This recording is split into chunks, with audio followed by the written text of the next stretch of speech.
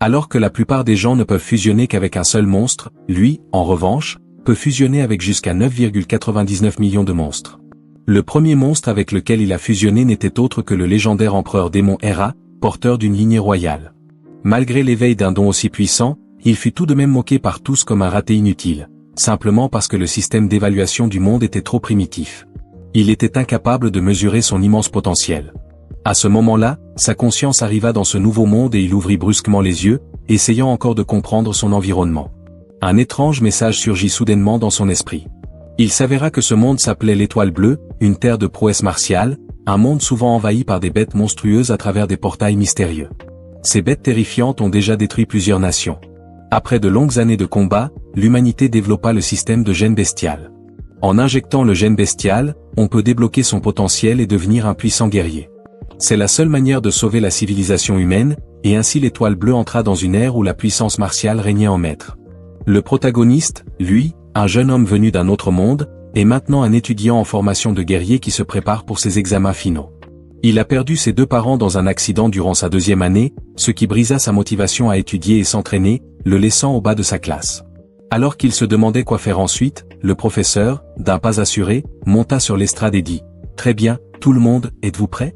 Nous allons commencer les injections de modification génétique. Souvenez-vous, tout ce pourquoi vous avez travaillé ces 3 dernières années, développer votre force et cultiver votre énergie martiale, est pour cet instant. » Le professeur ajouta ensuite avec un regard appuyé. Quant à ceux qui n'ont pas pris les choses au sérieux, il ne put s'empêcher de penser que c'est ridicule. J'ai pourtant fait les efforts nécessaires. Pourquoi devrais-je me sentir coupable ? Mais puisque j'ai repris les responsabilités de l'ancien propriétaire, il est temps de nettoyer ses erreurs. Le professeur mena alors la classe dans la salle d'injection de gènes, où plusieurs boîtes métalliques étaient soigneusement alignées sur une table. À l'intérieur de ces boîtes se trouvaient les sérums d'éveil génétique, qui contenaient les données génétiques brutes de tous les monstres. Après l'injection, un des gènes de monstre s'activera. En général, plus le physique est fort, plus le gène de monstre éveillé est puissant. Le professeur rappela doucement, ne soyez pas nerveux. Après l'injection, restez calme et acceptez le pouvoir. Quand j'appelle votre nom, venez chercher votre sérum. Chin Peng fait. Miao Yunua. Un par un, les élèves de la classe commencèrent à recevoir leurs injections. Après les injections, leur peau se mit à fumer, et tous eurent l'air de douleur à cause de la souffrance intense. Il hésita un instant, puis ferma rapidement les yeux et enfonça l'aiguille dans son corps. Cependant, après avoir attendu ce qui lui sembla une éternité, il se rendit compte qu'il n'y avait pas la douleur atroce à laquelle il s'attendait. Il n'y avait aucun changement, le professeur, remarquant cela, dit avec une pointe de confusion. « On dirait que tu ne réagis pas. » Il haussa les épaules et répondit avec un sourire. « Professeur, est-ce que j'ai reçu un faux sérum ou quoi ?» À ce moment-là, Wong Tong Tong, qui s'était déjà éveillé, s'approcha d'un air suffisant en riant. « Regardez-moi ça. On dirait qu'il ne s'est même pas éveillé. Un guerrier non éveillé, c'est comme un oiseau sans ailes. Ce serait la fin pour toi, non ? Mais j'imagine que ça t'arrange. Tu n'auras pas à être un guerrier et tu pourras simplement rentrer chez toi attendre la mort. » Wong Tong Tong intimidait souvent les plus faibles, voyant la nature timide de Yi, elle le harcelait de temps à autre. Yi allait répliquer, mais sentit soudain son cœur battre violemment. Au même moment, une interface système apparut dans son esprit, affichant « Modèle de monstre infini acquis, OTI, évaluation du système B. Arts martiaux. 9e série de cultivation du Chi étudiant. Point de la montagne, Qigong dur, modèle de monstres extraits. » Il cria rapidement à Wong Tong Tong de s'écarter, mais elle répondit avec arrogance. « Qu'est-ce qu'il y a ? Et alors, même si tu ne t'es pas éveillé ? Arrête de faire semblant. Pars. Pourquoi devrais-je ? » Et serra les dents, endurant les changements intérieurs, et dit doucement. « Si tu ne pars pas maintenant, ce sera trop tard dans un instant. » Yi s'éveilla, et c'était la capacité de la lignée sanguine de l'empereur démon Hera. Wang Tong Tong, qui se tenait juste devant lui, fut projeté au sol par une puissante onde de choc. La plupart des autres élèves furent également repoussés par l'énorme onde de choc, certains vomissant même sous la pression accablante. Cependant, 2 élèves restèrent indemnes et pensèrent en secret, y aurait-il quelqu'un de plus fort que moi ? Juste à ce moment-là, l'interface système afficha, modèle éveillé de classe A, colère de l'empereur démon, capacité de la lignée sanguine, souffle azur, impulsion thermonucléaire, absorption d'énergie nucléaire, forme d'évolution, modèle de colère de l'empereur démon, compatibilité complètement débloquée, compatibilité 3%. Alors que l'alerte du système résonnait, son cœur battit à son maximum et un éclair de lumière bleue étrange apparut dans ses yeux. Il fixa ses doigts, brillants de lumière bleue, avec incrédulité, murmurant. « Est-ce ça le doigt d'or que le système m'a donné ?» Les élèves autour de lui étaient tout aussi choqués, chuchotant. C'était vraiment Yi ? Il a repoussé tout le monde d'un seul coup avec son champ d'énergie ? Wong Tong Tong fut même assommée, alors qu'elle avait éveillé un monstre de 2e niveau, le lézard de feu. Qu'est-ce que Yi a bien pu éveiller? Se sentant un peu gêné, il dit. Je suppose que mon éveil a causé un peu d'agitation. Je leur ai dit de s'écarter, mais ils n'ont pas écouté. Juste à ce moment-là, la diffusion de l'école retentit. Tous les élèves de 3e année qui se sont éveillés, veuillez vous rendre immédiatement dans la salle de test pour une évaluation de l'éveil génétique et du niveau en arts martiaux. Répétons, à l'intérieur de la salle de test se tenaient 10 machines cylindriques high-tech, à mesure que chaque élève entrait, l'écran géant sur le podium affichait leur nom, leur classe, leur niveau martial et le gène de monstre éveillé. Li Xingyuan de notre classe a éveillé la lignée de monstres de 3e niveau de l'insecte lame rapide. Il a vraiment de la chance. C'était juste un élève moyen avant, mais maintenant il est numéro 1 de notre classe. Chu Zhu est clairement le meilleur de l'année. Non seulement il est un disciple martial de niveau 9, mais il a aussi éveillé le dragon de glace, l'une des lignées les plus puissantes du 3e niveau. On dirait que le major de notre ville sera lui. As-tu vu ce que Mademoiselle Liu a éveillé? Incroyable, une lignée rare de 4e niveau. Le phénix spectral, champion provincial. Si la vraie forme d'un monstre de 4e niveau apparaissait, elle pourrait détruire toute une ville. Les guerriers ne seraient que des fourmis face à lui. Seuls les maîtres auraient une chance. En entendant leur discussion, il ne put s'empêcher de se sentir perplexe. Les monstres qu'ils éveillaient étaient classés 3e et 4e niveau. Alors pourquoi le sien était-il de classe A? Bientôt, ce fut son tour pour l'évaluation de la lignée, et le bruit dans la salle devint encore plus fort. Avec l'onde de choc qu'il vient de libérer, il pourrait bien être destiné à devenir une grande figure. S'il joue bien ses cartes, il s'attachera sûrement à quelqu'un de puissant. La foule le regardait s'approcher de la machine de test comme s'il était une célébrité. La foule s'écarta d'elle-même, car dans ce monde, la force était tout. Son potentiel écrasant lui avait naturellement valu le respect de tous. Les élèves murmuraient avec excitation. C'est au tour de Hee, avec le champ d'énergie qu'il vient de montrer, son niveau doit être élevé. Quelle sorte de lignée peut libérer une pression aussi puissante après l'éveil? Ce gars est clairement spécial. Bientôt, ces informations apparurent à l'écran, mais à la surprise générale, seuls les détails de base étaient affichés. Tout le reste était un point d'interrogation. Classe 7 Hee disciple martial niveau 3 lignée bestiale inconnue. Des rires éclatèrent parmi ses camarades. Disciple martial niveau 3? Mon petit frère au collège pourrait le battre. Lignée inconnue? Il n'en a probablement même pas. Et eux, cependant, ne prêta aucune attention à leurs moqueries, car tout se passait comme prévu. La lignée de l'empereur démon Ra n'avait pas été détectée. Mais ce qui s'était affiché, c'était l'alerte pour le modèle de monstre infini. Bien que son niveau de modèle soit différent de celui de ses camarades, cela signifiait qu'en remplissant certaines conditions, il pouvait puiser dans un nombre illimité de modèles de monstres. Cela ne signifie-t-il pas qu'il pourrait devenir le roi des monstres? Il alla ensuite demander au professeur une autorisation d'absence. Le professeur fronça les sourcils et demanda, « Tu veux vraiment une permission pour étudier chez toi et revenir après les examens? Tu crois vraiment que je vais croire que tu vas rentrer chez toi pour étudier ?» Il répondit sincèrement, « Professeur, je veux vraiment m'améliorer. Je sais que j'ai pris du retard et j'ai besoin d'un entraînement spécial. Si je ne rattrape pas les autres, je n'y arriverai pas. » Le professeur dit sérieusement, « Et, tu sais, la seule façon de devenir un guerrier, c'est d'aller à l'université. Je comprends que tu as éveillé ta lignée, mais ta base est trop faible. Tu ne pourras pas réussir les examens d'entrée, alors prépare-toi à redoubler et revenir l'an prochain. Ne te précipite pas. » Et, excité, répondit, « Professeur, c'est seulement en me précipitant que je peux progresser. Peut-être que vous ne comprenez pas, mais maintenant que j'ai éveillé une lignée puissante, avec un entraînement intense, je suis sûr de pouvoir réussir. Tu vois la sincérité dans mes yeux. Je ne te mentirai jamais. » Le professeur fut momentanément surpris, puis hocha la tête en disant, « Tes yeux semblent sincères. Très bien, mais l'année prochaine, tu devras quand même revenir et redoubler sous ma supervision. » Après avoir sincèrement remercié le professeur, il quitta l'école et se dirigea vers le centre des guerriers en ville. En chemin, il pensa qu'il avait utilisé la maison de ses parents comme garantie pour 600 000, plus l'indemnisation de leur accident de plus d'1 million. Il avait maintenant un capital de départ solide. Il y avait 2 options pour augmenter sa force. La première était d'améliorer son rang de guerrier. L'autre était d'augmenter la compatibilité du modèle de l'empereur démon Ra. Dans les informations du modèle de monstre infini, il était indiqué que chaque modèle commence avec un seul point de compatibilité, mais l'empereur démon Ra en avait 3. D'où venaient les 2 autres points? La seule réponse est que le modèle de l'empereur démon Ra a absorbé la puissance du sérum d'éveil génétique, fournissant 2 points de compatibilité supplémentaires. Cela signifie que dans ce monde, les sérums scientifiques génétiques peuvent renforcer les capacités des modèles. Et comparé à l'entraînement long et épuisant des guerriers, dépenser de l'argent pour augmenter la compatibilité des modèles lui convenait clairement mieux. Il doit donc se dépêcher d'acheter un sérum pour renforcer sa puissance génétique. Après avoir passé sa carte d'étudiant, il entra dans le centre des guerriers. Depuis le chargement du modèle de l'empereur démon Ra, il avait acquis une capacité de perception unique, le magnétisme vital. Il pouvait clairement ressentir l'énergie vitale brûlante et les rugissements de bêtes dans les lignées des guerriers autour de lui, comme une fournaise en eux. Ce signal vital intense faisait battre son cœur, mais ce n'était pas de la peur, c'était une envie de conquête. Après tout, le légendaire empereur démon Hera était le roi des monstres dans leur monde. Malheureusement, il était encore un débutant et ne pouvait que retenir la lignée de combat de l'empereur démon Hera, se forçant à endurer. Une fois qu'il aurait accumulé assez de puissance, il montrerait à ce monde ce que signifie vraiment être le roi des monstres. Juste à ce moment-là, une main se posa sur son épaule. « Petit, ne te mêle pas des affaires des autres. Tu viens d'éveiller ton gène bestial, n'est-ce pas?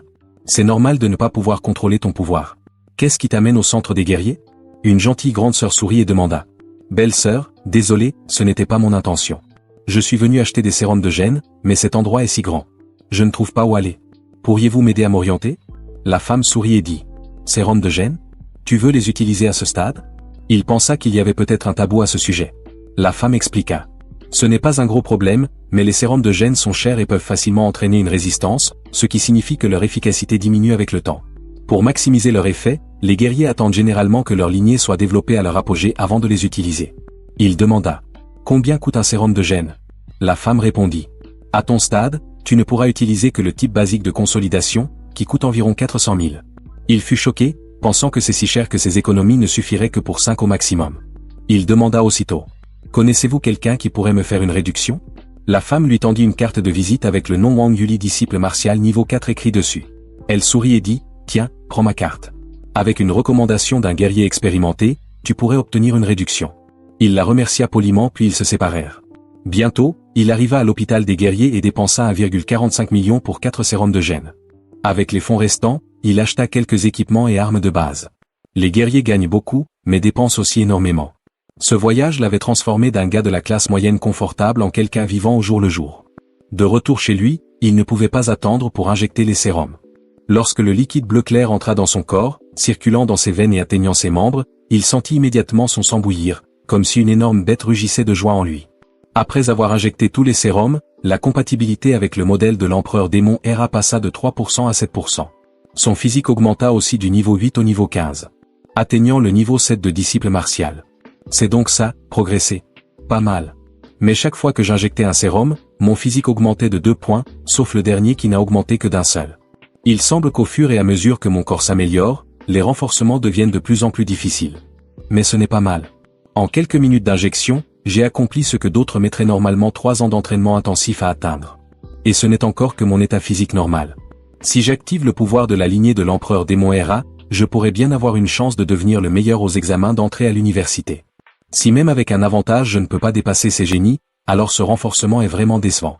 Mais pour l'instant, je vais commencer à planifier l'étape suivante, entrer dans le royaume secret.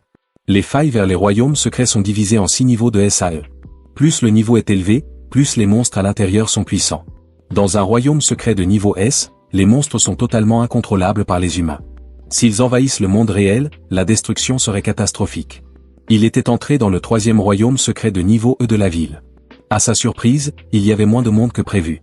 Peut-être parce que ce royaume secret avait été exploité depuis longtemps. Après tout, c'était un ancien royaume secret et les trésors précieux avaient déjà été pris. Il ne restait que quelques monstres faibles pour que les nouveaux guerriers puissent s'entraîner. Il signa une décharge de responsabilité à l'entrée et reçut son ticket pour le royaume secret. Bientôt, il arriva à la faille.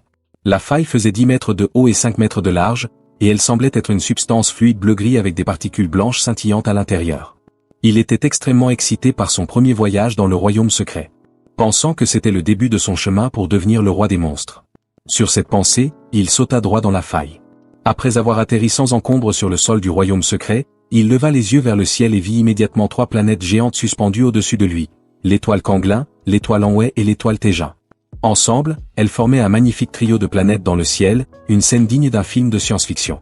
Il ne put s'empêcher d'admirer. Même si j'avais lu sur l'apparence du royaume secret dans les manuels, l'expérimenter en personne est totalement différent. C'est vraiment spectaculaire.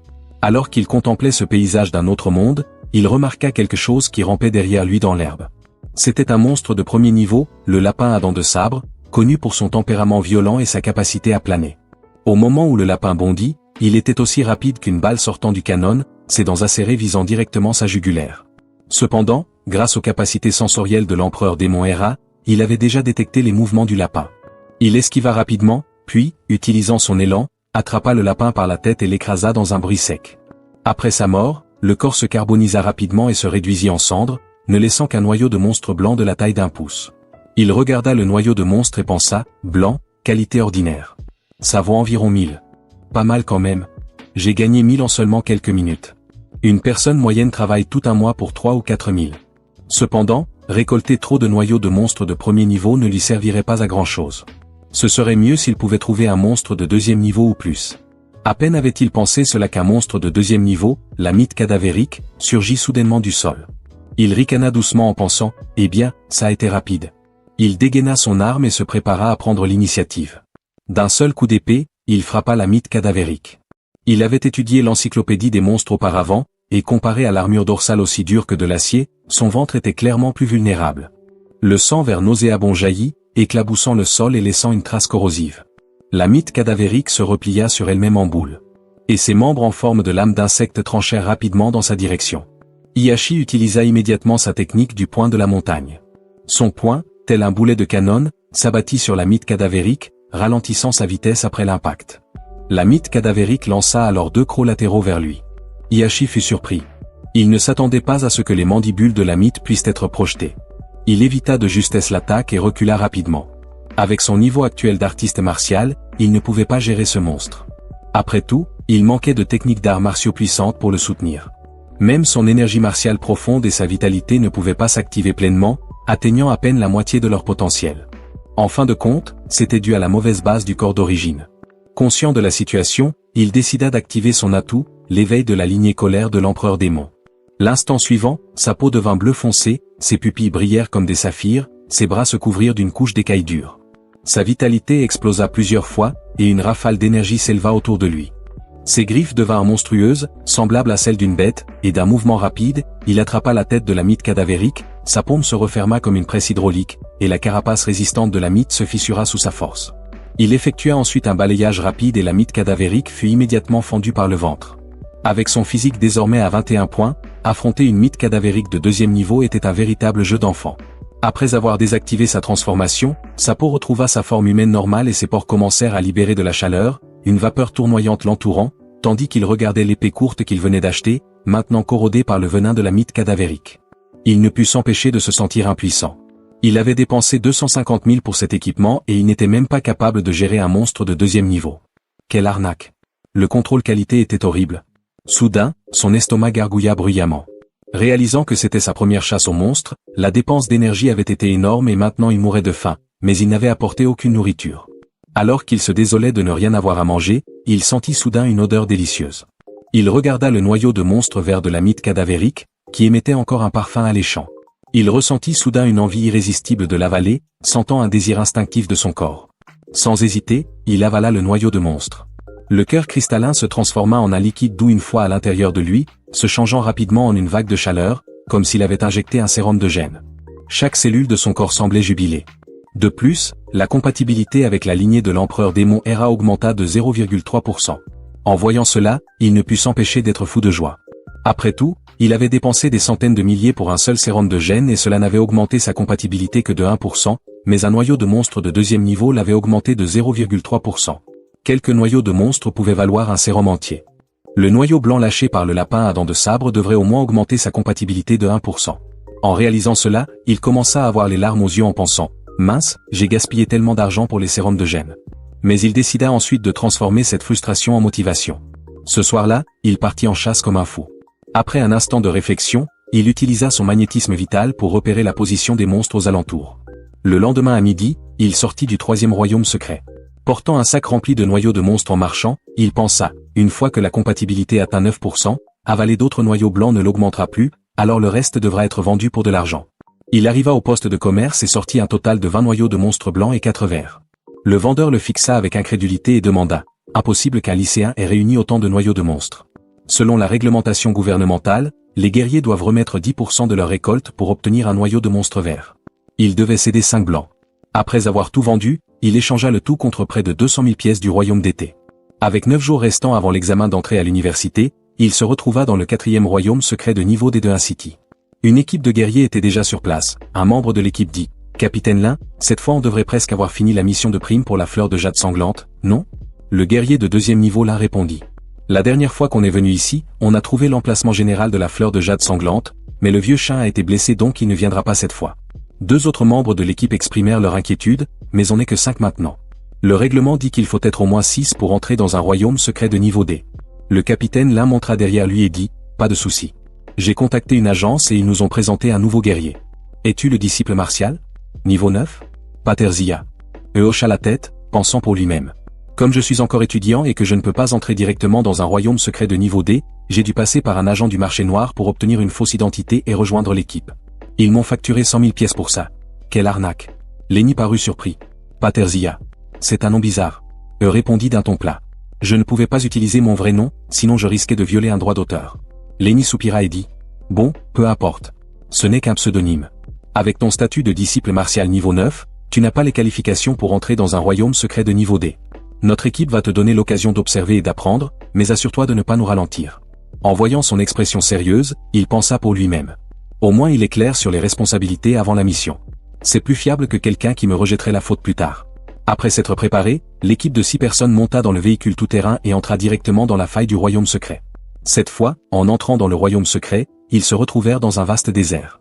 La mission de prime qu'on leur avait confiée était de trouver une plante rare du royaume secret appelée la fleur de CAU. C'était leur 2e fois dans ce royaume secret en particulier.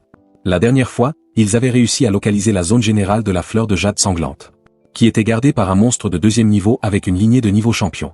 Le véhicule tout-terrain souleva un long nuage de poussière dans le désert, avec des tempêtes de sable tourbillonnant tout autour. Assis dans le véhicule, il pensa pour lui-même, la dernière fois c'était la forêt tropicale, cette fois c'est un désert. Il semble que les royaumes secrets ne soient pas connectés à un seul monde. Soudain, plusieurs monstres semblables à des taupes sortirent la tête du sol. Ils suivaient le véhicule.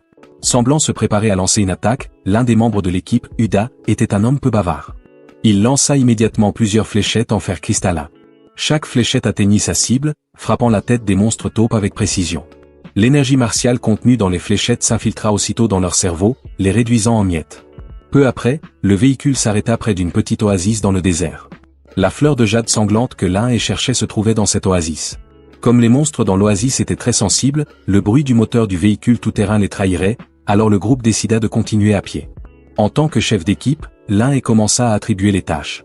Xiao Xia, tu lanceras la grenade à onde de choc pour attirer le monstre. Xiao Wu et Uda, vous installerez les pièges. Vieux Lu, tu fourniras le tir de suppression. Je m'occupe de la ligne de front. Powderzia, toi, reste à l'arrière et observe. Il hocha la tête, disant, pas de problème.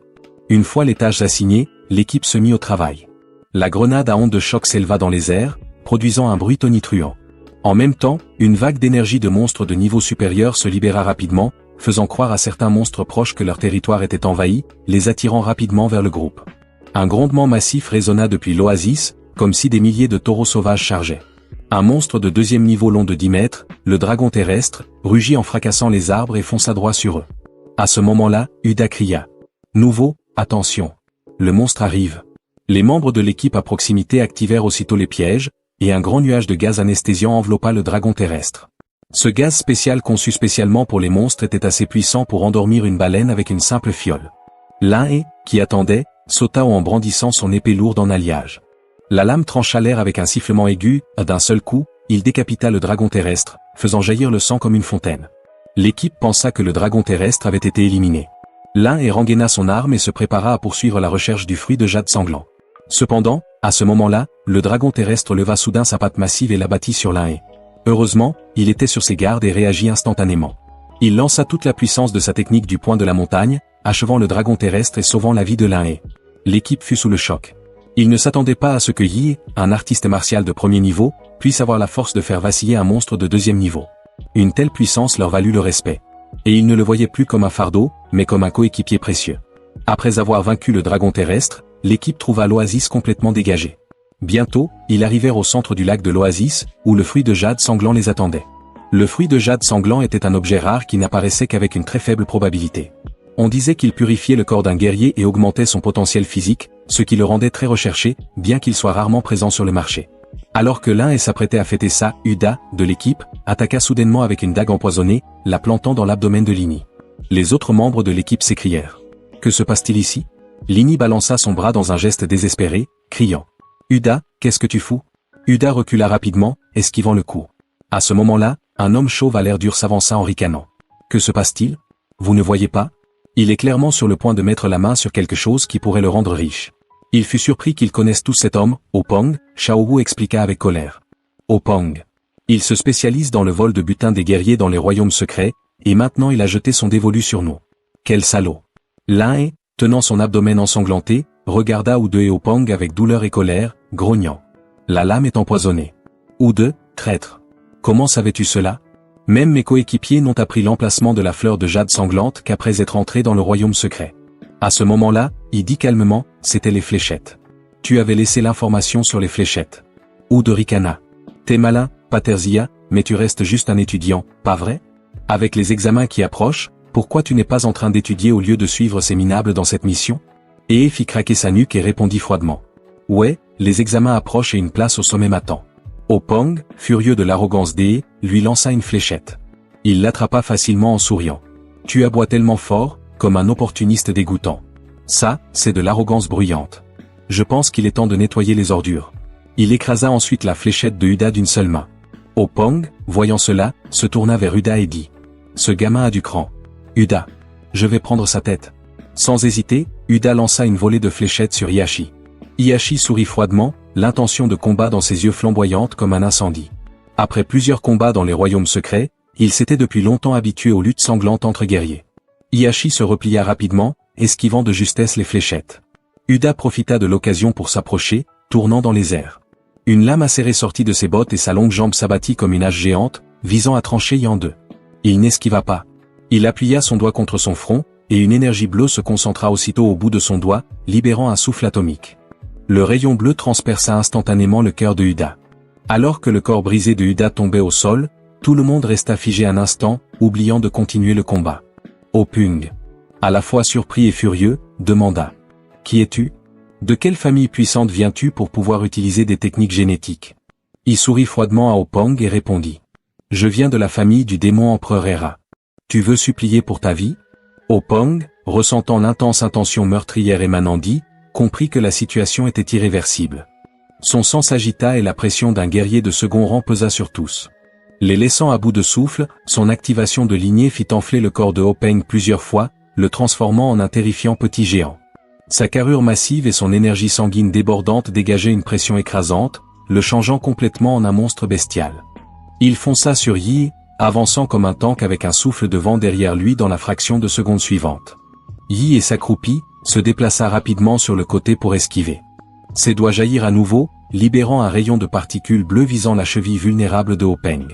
Openg hurla de douleur, joignit ses deux mains et les abattit vers Yi. Yi, grâce à son jeu de jambes agiles, esquiva facilement l'attaque. Surpris, il pensa en lui-même, un guerrier de second rang est vraiment impressionnant. Mon souffle atomique n'a même pas pu faire fondre les os de sa cheville.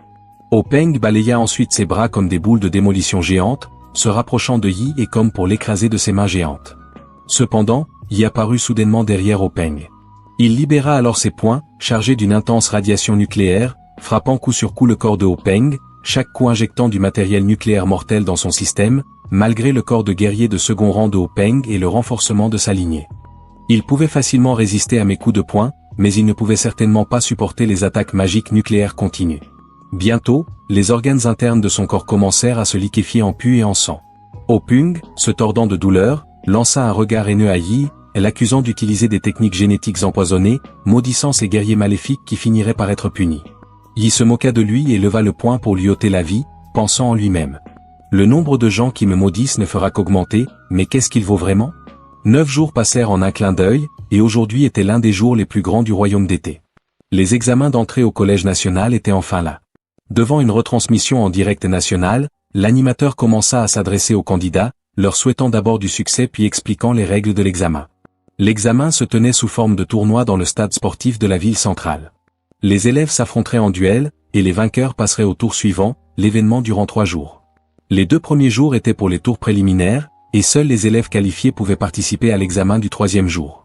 Chaque élève devait disputer 3 matchs pendant les préliminaires, et ceux qui atteignaient la finale continueraient à se battre jusqu'à ce que le meilleur score soit choisi. L'animateur souligna que les candidats portaient l'avenir de l'humanité sur leurs épaules. Les exhortant à démontrer leur force pour eux-mêmes et pour l'avenir de l'humanité avant d'annoncer officiellement le début des examens d'entrée au collège Incity. Alors que la voix de l'animateur s'estompait, les candidats commencèrent à monter sur l'arène. Sur l'arène 6, le match opposait Eux et à Wong Tong Tong, mais à ce moment-là E n'était toujours pas arrivé. L'animateur annonça que selon les règles, si E n'était pas présent une fois le match commencé, il serait disqualifié. Wong Tong Tong se tenait sur l'arène, satisfaite et arrogante, pensant en elle-même. La conférence génétique m'a fait perdre la face, une honte que je porterai à vie. Je comptais humilier Yi avec mon lézard de flamme, mais ce pauvre idiot se cache et ne se montre pas. Quelle déception, murmura le public. Quelle pathétique personne. Il a trop peur pour se présenter aux examens. Il est probablement caché chez lui, en train de trembler. Quelqu'un comme lui ne devrait même pas être au lycée. Il devrait juste balayer les rues. À ce moment-là, l'arbitre siffla et annonça que le temps était écoulé au lycée premier de la ville. Avant que l'arbitre ne puisse finir sa phrase, la foule ressentit soudain une puissante présence approcher. Tous levèrent les yeux et furent choqués de voir une personne là-haut. Quelle puissance immense pouvait permettre à quelqu'un de voler ainsi? Alors que le public en bas débattait, la personne atterrit soudain sur l'arène. Et la force immense fit trembler toute la plateforme. Quand la poussière se dissipa, Wong Tong Tong était encore confuse, et l'instant d'après, un pied était sur le point de lui frapper le visage. Ainsi, Wong Tong Tong fut expulsé de la scène d'un coup de pied. Il regarda Wong Tong Tong s'envoler et murmura. C'était moins une. J'ai failli devoir revenir l'année prochaine. Alors que Wong Tong Tong était expulsée de l'arène, inconsciente, l'animateur annonça bruyamment que Hee gagne. Il ricana, disant que c'est tout. C'était trop facile. Le public n'en revenait pas, criant que Hee est vraiment fort. Un seul coup de pied et son adversaire était fini. Sa façon d'entrer était tellement classe. Est-ce cela qu'on appelle un coup de pied venu du ciel? À ce moment-là, le système afficha. La constitution totale de Hee est de 226 et sa compatibilité est de 20%, dit-il fièrement. En remerciement, le capitaine Lin m'a donné le fruit de jade de sang. Cela a pris du temps pour améliorer ma constitution, mais maintenant vous allez voir de l'action réelle. Après avoir vaincu Wong Tong Tong, il continua à affronter les autres. 3 combats, 3 victoires. Chacun s'est terminé avec un seul coup de pied. Sans hésitation. Le public devint fou, criant. Il est comme One Kickman, comme prévu, l'animateur annonça. Hiashi du lycée premier de la ville, 3 victoires d'affilée, avance au 3e tour. Dans les gradins, une foule se rassembla autour de Hiashi pour demander ses coordonnées. Certains recommandaient leurs propres écoles et un journaliste demanda à Hiashi s'il avait une université de rêve en tête. En entendant la question, les yeux de Hiashi brillèrent et il répondit avec confiance. Désolé, je vise l'université Uadu. En entendant cela, la foule autour de Hei se dispersa soudainement. Hei soupira, disant quoi? Vous ne me croyez pas? Mais je ne peux pas leur en vouloir. L'université Uadu est la meilleure école d'arts martiaux du royaume d'été, l'une des 5 meilleures au monde. Une terre sacrée pour tous les guerriers. Des villes comme la ville centrale n'autorisent que les meilleurs élèves à entrer dans cet endroit sacré. Mais ce n'est pas grave. Les artistes martiaux sont jugés par leur force. Une fois que je serai le meilleur score, on verra bien ce qu'ils diront. À ce moment-là, l'examinateur remarqua la performance de Hee et s'approcha de lui pour demander un nouveau test de son niveau de guerrier martial.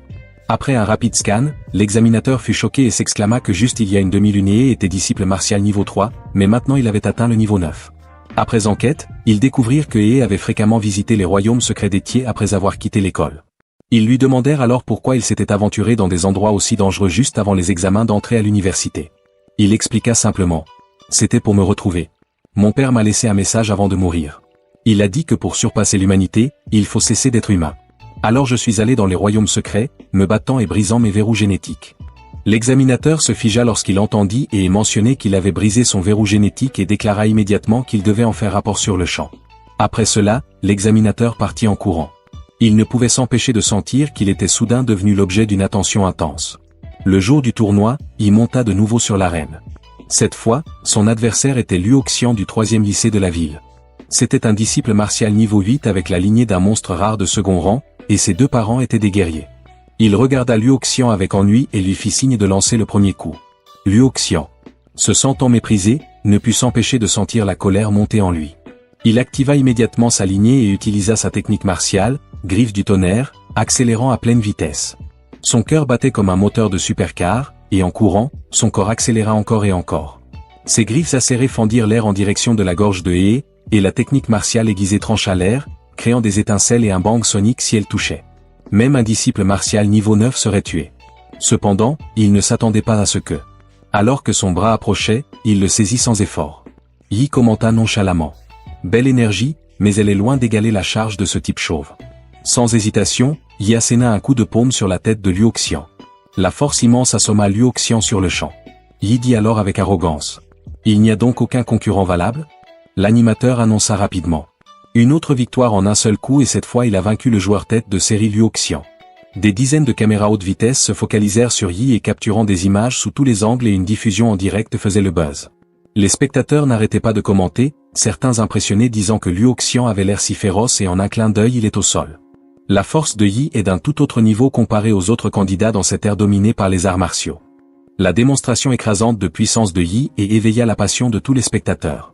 Shu Zu observa Liu Xian être emporté hors de la scène par les médecins, les yeux remplis de détermination farouche, et il serra instinctivement les poings. Comme prévu, c'est toi que je soutiens depuis le début. Je te vaincrai en finale, déclara le responsable des admissions de l'université UADU, après avoir vu la performance impressionnante de Yi et lors de la retransmission en direct. Il exigea qu'on lui transmette toutes ces informations dans la demi-heure. Juste après la fin de son match, le second groupe des qualifications battait déjà son plein. Ce match était encore plus intense que le sien, car les deux concurrentes étaient des beautés de haut niveau avec de nombreux admirateurs, ce qui rendait le combat encore plus spectaculaire. L'une d'elles était Kai Shaoling du second lycée de la ville, une fille menue avec une silhouette incroyablement sexy. Elle balança ses longues couettes blondes et lança à Liu Qingzu un regard provoquant. Et remarqua qu'elle détestait l'expression robotique de la demoiselle de la famille Liu. Liu Qingzu ne répondit pas. Elle s'inclina simplement légèrement pour la saluer, le visage inexpressif, comme si elle ne prenait pas du tout au sérieux le défi de Kai Shaoling. L'arbitre siffla, signalant le début du combat avec l'aura d'un disciple martial. Niveau 9, Kai Shaoling apparut instantanément devant Liu Qingzu. Elle balaya d'un coup de pied en direction du cou de Liu Qingzu, menaçant de la projeter au sol, mais Liu Qingzu ne bougea toujours pas, agitant légèrement ses paumes, ce qui fit épaissir l'air autour d'elle, le rendant aussi visqueux qu'un marais sous l'effet de sa technique martiale. Lorsque le coup de pied de Kai Shaoling atteignit l'air devant Liu Qingzu, elle eut l'impression que sa jambe, capable de trancher de l'acier militaire, s'enfonçait plutôt dans du coton doux. Sous cet effet d'amortissement, même les caméras à haute vitesse ne pouvaient capturer que la jambe blanche de Kai Shaoling bougeant au ralenti, visiblement ralenti. Kai Shaoling, furieuse de l'expression impassible de Liu Qingzu, intensifia son attaque. Elle enveloppa son corps d'énergie martiale, minimisant la résistance de l'air, et brouilla sa silhouette en une ombre en tournant autour de Liu Qingzu, attendant le bon moment pour frapper d'une paume.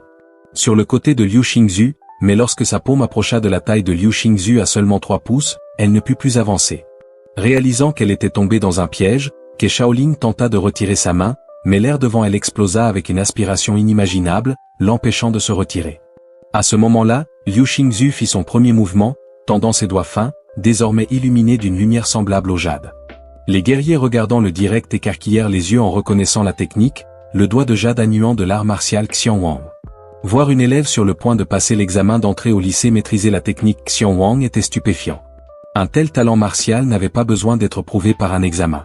Cela seul pouvait garantir une admission directe à l'université UADU, se tenant le plus près de Liu Qingzu.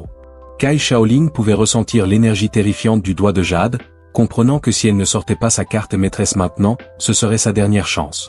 Sans hésiter, elle activa sa lignée, roi tigre de l'ombre. Une onde de choc massive explosa de son corps, brisant l'air autour d'elle. Liu Qingzu, cependant, ne choisit pas de résister au coup. Elle effleura légèrement le sol du pied. Son corps glissa rapidement sur une dizaine de mètres pour créer de la distance. Les examinateurs dans les gradins retinrent leur souffle, les yeux fixés sur Kai Shaoling, émerveillés. Une lignée de niveau roi est difficile à contrôler, et le roi tigre de l'ombre est connu pour sa puissance brutale. L'avenir de cette fille est sans limite. L'éveil de la lignée du roi tigre de l'ombre imposait un lourd fardeau au corps de Kai Shaoling. Elle expira de l'air chaud et peina à parler à Liu Qingzu, la défiant d'exhiber la lignée du corbeau fantôme. Liu Qingzu, toujours aussi peu bavarde, prononça sa première phrase depuis le début du combat. Cela suffit. Kai Shaoling, complètement furieuse, cria. Tu penses que quelqu'un en dessous d'un guerrier peut me défier? Son corps bougea comme un tigre féroce, son énergie sanguine intense s'enroulant en un torrent derrière elle. Ses paumes fendirent l'air en direction de Liu Qingzu, mais face à cette attaque brutale, Liu Qingzu adoucit le coup avec élégance, ses mains bougeant comme si elle jouait du piano, les fils invisibles de sa technique réduisant peu à peu la force de Kai Shaoling jusqu'à la faire disparaître entièrement. L'attaque de Kai Shaoling échoua, et elle mobilisa aussitôt son immense énergie sanguine, dissipant les fils invisibles autour de Liu Qingzu.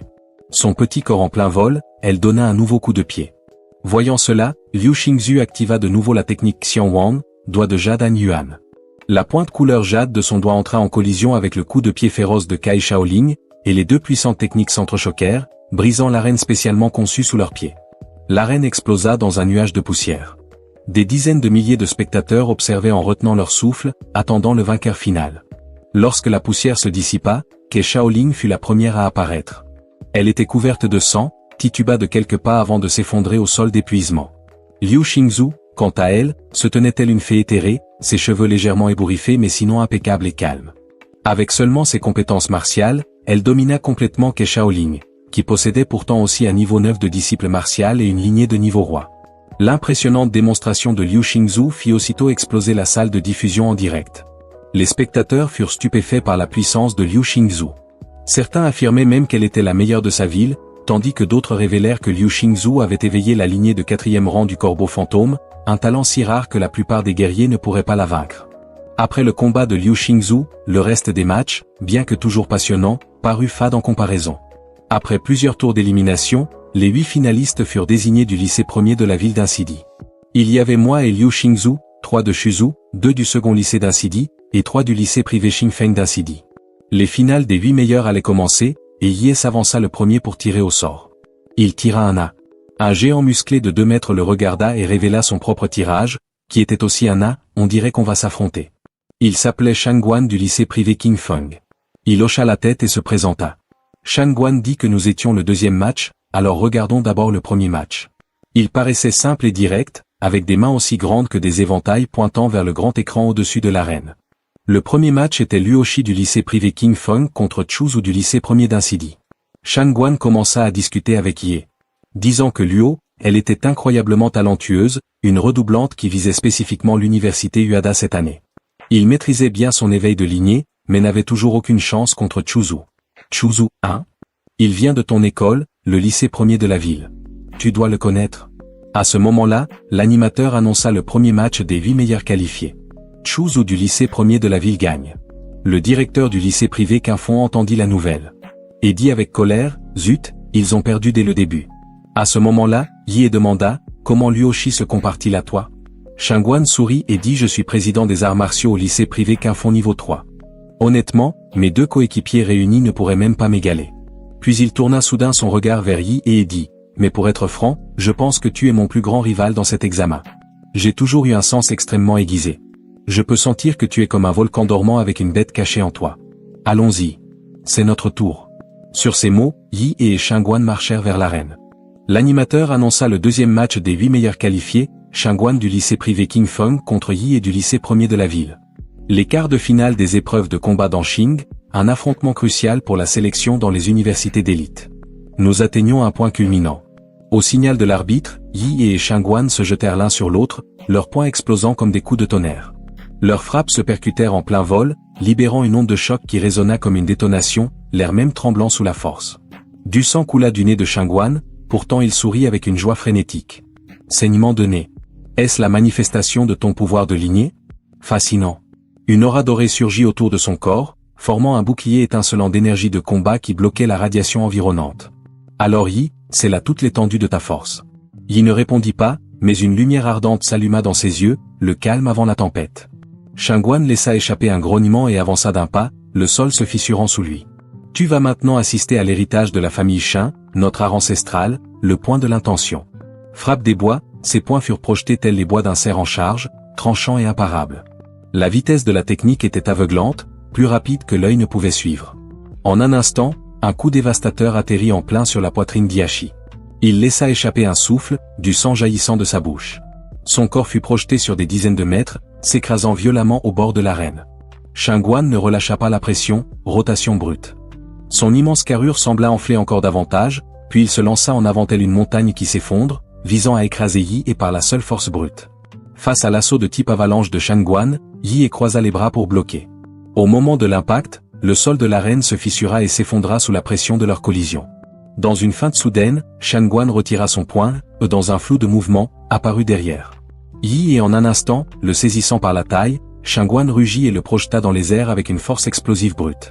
Retombant en position accroupie telle une bête en chasse, le visage de Shangguan se tordit en un rictus de prédateur alors qu'il laissait échapper un grognement guttural, tel un tigre sur le point d'attaquer. Il se lança vers le haut, interceptant Yi et en plein vol dans un plaquage à pleine puissance. Lorsqu'ils se percutèrent, sa forme changea à nouveau.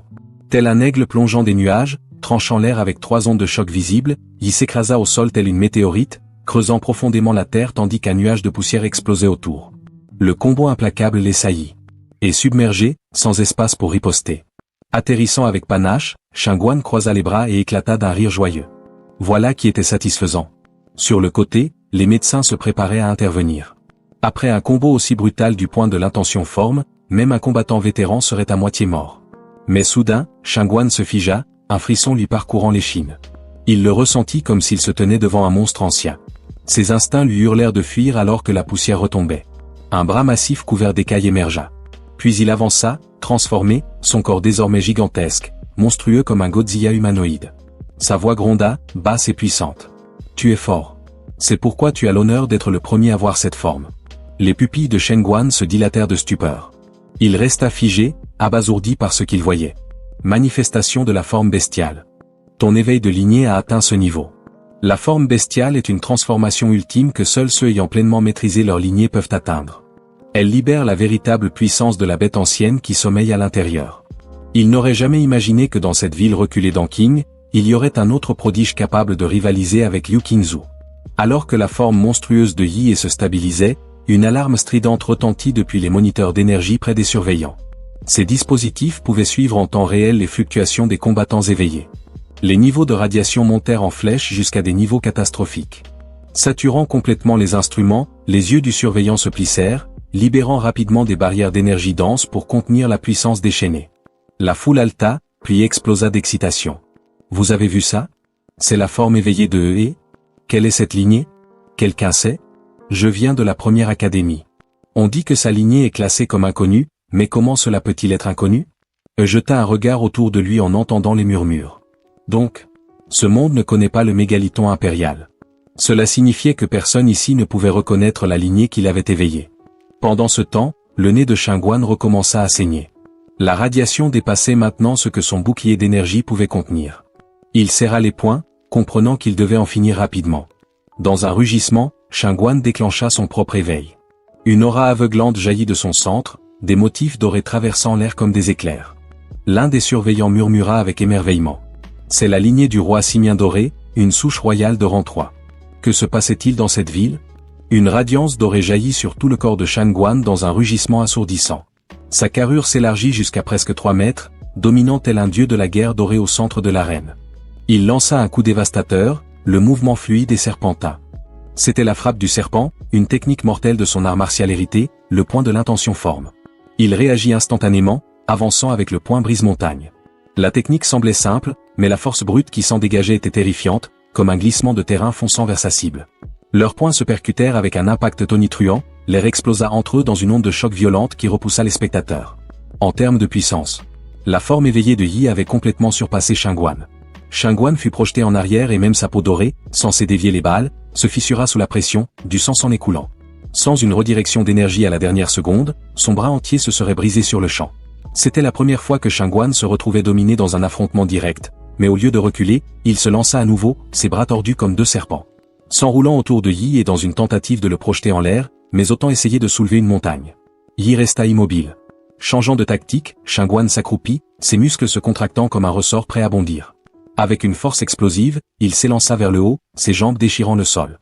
Vint ensuite le piétinement de l'éléphant, une autre technique du point de l'intention forme. Boum, l'impact fit trembler toute l'arène. Des ondes de choc brisèrent la surface de la scène comme si un séisme avait frappé en plein centre. Quand la poussière se dissipa, chaque spectateur fixa l'arène dans un silence stupéfait. La silhouette bestiale, toujours debout, n'avait pas bougé d'un pouce. Maintenant, c'est mon tour. La voix de était basse et calme alors qu'il retirait sa jambe enfouie du sol fissuré. Une énergie bleue ondula autour de son poing, déformant l'air avec une chaleur intense, comme si l'atmosphère elle-même était prête à exploser. Mais au moment où il allait frapper, Shengguan tomba soudain à genoux dans un bruit sourd. Et je me rends. S'arrêta net, visiblement confus. Attends, quoi? L'énergie débordante qu'il avait accumulée dut être rétractée. Selon les règles, il ne pouvait pas attaquer une fois que son adversaire s'était officiellement rendu. Les écailles bleues foncées disparurent alors que He reprenait sa forme normale, la transformation complètement annulée. La victoire revient à He, annonça l'arbitre. Pendant ce temps, le chat du direct explosa. Dans un monde où la force était tout, un combat culminant venait de se terminer par une reddition. Il devint une sensation du jour au lendemain. Son nombre d'abonnés monta en flèche en temps réel. Des extraits comme le monstre qui a mis son rival à genoux et un seul coup vers la divinité se propagèrent comme une traînée de poudre sur les réseaux sociaux, les commentaires affluèrent. C'est le numéro 1 cette année. Sans discussion. Oubliez Liu Qingzu. Il est à un autre niveau. De retour à l'académie privée Qingfeng, Le visage du directeur s'assombrit tandis qu'il serrait les poings. Luo 11 a échoué, et j'ai tout investi dans Shangguan. Il lança un regard noir à Shangguan qui descendait de la scène, criant. Tu t'es rendu. Tu sais combien d'argent on a investi en toi? Sale ingrat.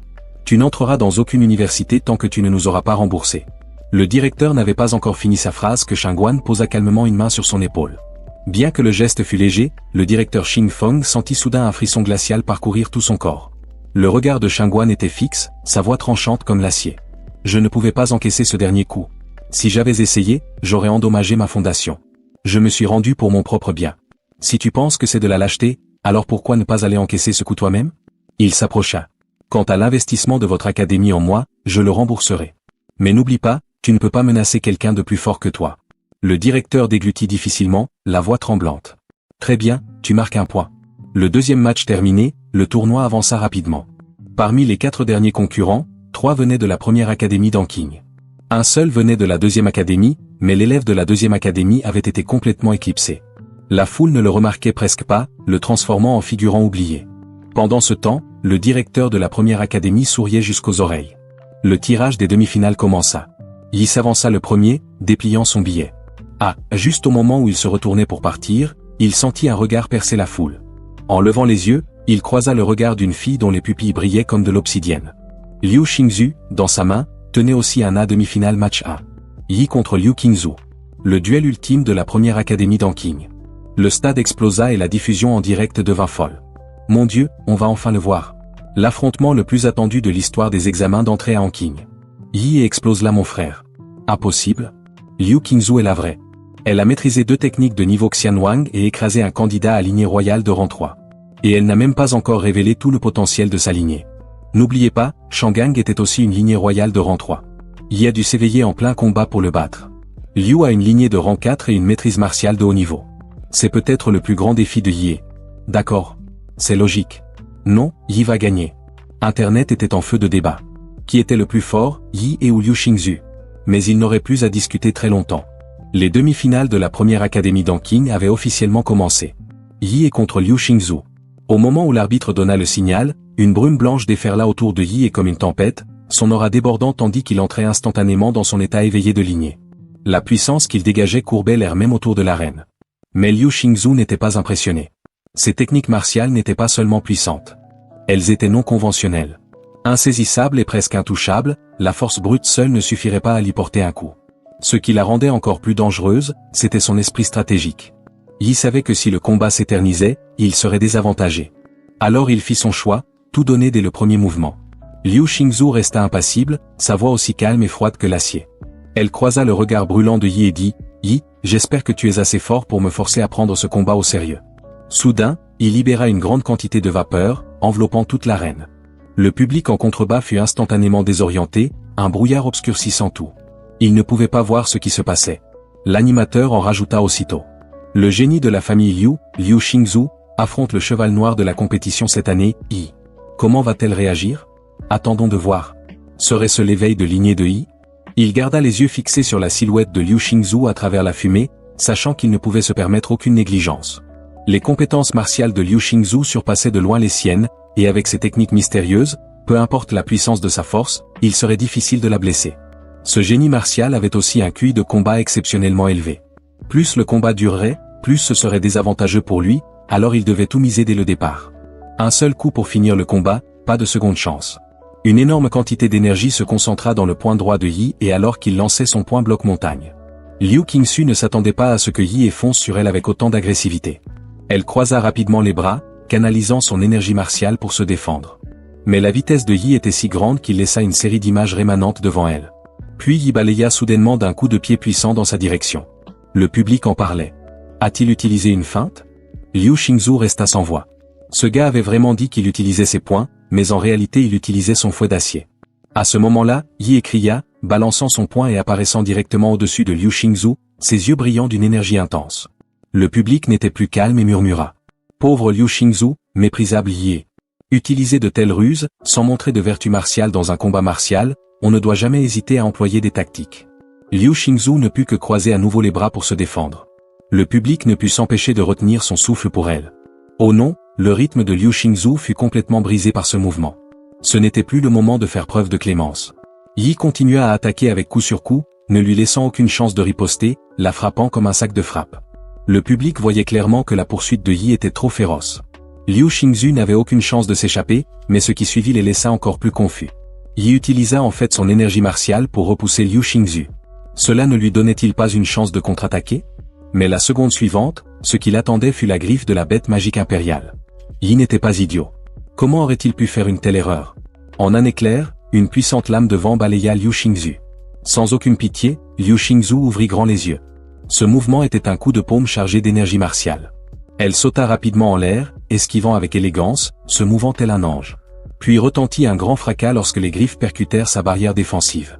Yi réapparut encore une fois au-dessus d'elle, affichant un sourire malicieux, ses mains tourbillonnant d'une puissance immense. Liu ne fit pas. S'ensuivit alors une tempête d'attaques féroces comme une pluie torrentielle. Liu Xingzhu commençait à remettre sa vie en question. Comment pouvait-il ne pas être fatigué après une attaque d'une telle intensité? Son endurance était incroyable. Elle ne pouvait s'empêcher de l'envier. Quant à elle, elle avait maîtrisé 2 techniques puissantes des arts martiaux Shanelo. L'une était une technique secrète défensive de la famille Liu, ombre illusoire des fleurs flottantes, et l'autre une technique offensive, doigt de jade yuan mixte, si elle pouvait en utiliser une seule. Elle pourrait se libérer des attaques incessantes de Yi. Malheureusement, Yi ne lui laissait aucune chance. Si cela continuait, Liu Xingzhu serait bientôt éjecté de la scène par Yi. Sans échappatoire, Liu Xingzhu décida d'arrêter de se cacher. Soudain, une plume apparut sur son poing. Les yeux de Yi se plissèrent en voyant cela. « Tu vas enfin utiliser ta carte maîtresse. » Un long cri résonna dans toute l'arène, signalant l'éveil de la lignée, le moineau du monde souterrain. Un oiseau humanoïde s'éleva dans les airs. Ses ailes violettes battirent tandis que des plumes flottaient vers le sol. C'était l'éveil de la lignée. Liu Xingzhu révélait pour la première fois sa lignée de bêtes magiques, le moineau du monde souterrain. Yi, tu ferais mieux d'être prudent. Je ne peux pas contrôler ma puissance sous cette forme. Yi sourit à cela, sachant que c'était exactement ce qu'il attendait. Après tout, il ne voulait pas libérer trop de puissance et la détruire. Car jusqu'à présent, il n'avait utilisé qu'environ 50% de sa force. Maintenant, il allait se donner à fond. Cependant, à la seconde suivante, Liu Xingzhu apparut derrière Yi. Elle avait en réalité utilisé la technique martiale Shin Yellow, doigt de jade yuan mixte, dans son état de lignée éveillée. Yi ne comptait pas se laisser surpasser. Sa lignée de la bête magique impériale excitait son esprit. Il rugit et lança un point explosion atomique, un énorme fracas retentit. Une onde de choc massive explosa derrière eux, faisant trembler toute l'arène. Le public poussa un cri, si fort, si intense. Je ne peux pas ouvrir les yeux. Liu Xingzhu poussa également un cri. Ses yeux s'écarquillèrent, et une goutte de sueur froide apparut sur son front. Ils semblaient tous deux indemnes, mais derrière Yi, de puissants courants électriques crépitaient encore, et le sol était fissuré comme une toile d'araignée. Le corps de Yi commença à changer, des écailles bleues foncées recouvrant peu à peu son visage, sa bouche débordant désormais d'énergie destructrice. Liu Xingzhu ressentit un danger écrasant et pensa en elle-même, que se passe-t-il? La forme bestiale de Yi semblait accumuler de la puissance, l'épine dorsale sur son dos se dressait, semblant concentrer une énergie immense. Cette énergie se transférait lentement dans la bouche de Yi, jusqu'à ce que toute sa colonne dorsale brille d'une lumière bleue. À cet instant, Yi lança un rayon d'énergie atomique, irradiant une aura de destruction. Liu Xingzhu vit l'attaque puissante se diriger vers elle et replia immédiatement ses ailes, s'enveloppant fermement. La seconde suivante, la vague d'énergie terrifiante l'engloutit en un instant. Le pouvoir de lignée du phénix du monde souterrain fut activé par Liu Xingzhu dans cet instant de vie ou de mort. D'innombrables plumes noires scintillèrent, réfléchissant la lumière comme des cristaux tandis que les rayons bleus entraient en collision avec les plumes noires violets. C'était comme s'ils étaient réfléchis par des miroirs, un faisceau lumineux dense et concentré étant réfracté en plusieurs rayons plus petits par les plumes. La lumière se propagea depuis la sphère noire qu'était devenue Liu Xingzhu. Se réfléchissant dans toutes les directions, au moment où il semblait que la lumière allait sortir de l'arène, les examinateurs tentèrent de l'arrêter, mais ils étaient trop tard. À ce moment-là, une arme dorée enveloppa toute l'arène. Tous les faisceaux lumineux se dirigeant vers l'extérieur de l'arène disparurent instantanément en touchant l'énergie martiale dorée, comme s'ils avaient été absorbés, s'évanouissant sans laisser de traces. C'était le maire d'Anqing, Wang Qing. Les examinateurs essayèrent de saluer le maire. Mais il leva la main pour leur faire signe de ne pas s'en préoccuper, disant doucement, « Regardez bien. Aujourd'hui, l'élève le plus fort de toute l'histoire d'Anqing va naître. » Environ 15 secondes plus tard, l'exhalation atomique prit fin et Liu Xingzhu cracha une bouchée de sang. Ses deux ailes noires violets, après avoir réfléchi l'exhalation atomique à l'extrême, étaient maintenant fondues et en lambeaux. Si elle n'avait pas utilisé à temps l'énergie martiale de transformation flottante UA, redirigeant l'énergie restante vers les alentours, elle n'aurait peut-être pas pu supporter l'attaque de Yi. Depuis sa naissance, elle portait le lourd fardeau des attentes de la famille Yu. Sous la pression familiale, elle n'eut d'autre choix que de construire la réputation de fille aînée de la famille Yu, combat après combat. Tandis que les autres louaient son génie et sa force, ces titres ne l'intéressaient pas. Peut-être qu'elle-même ne savait pas pourquoi elle se battait.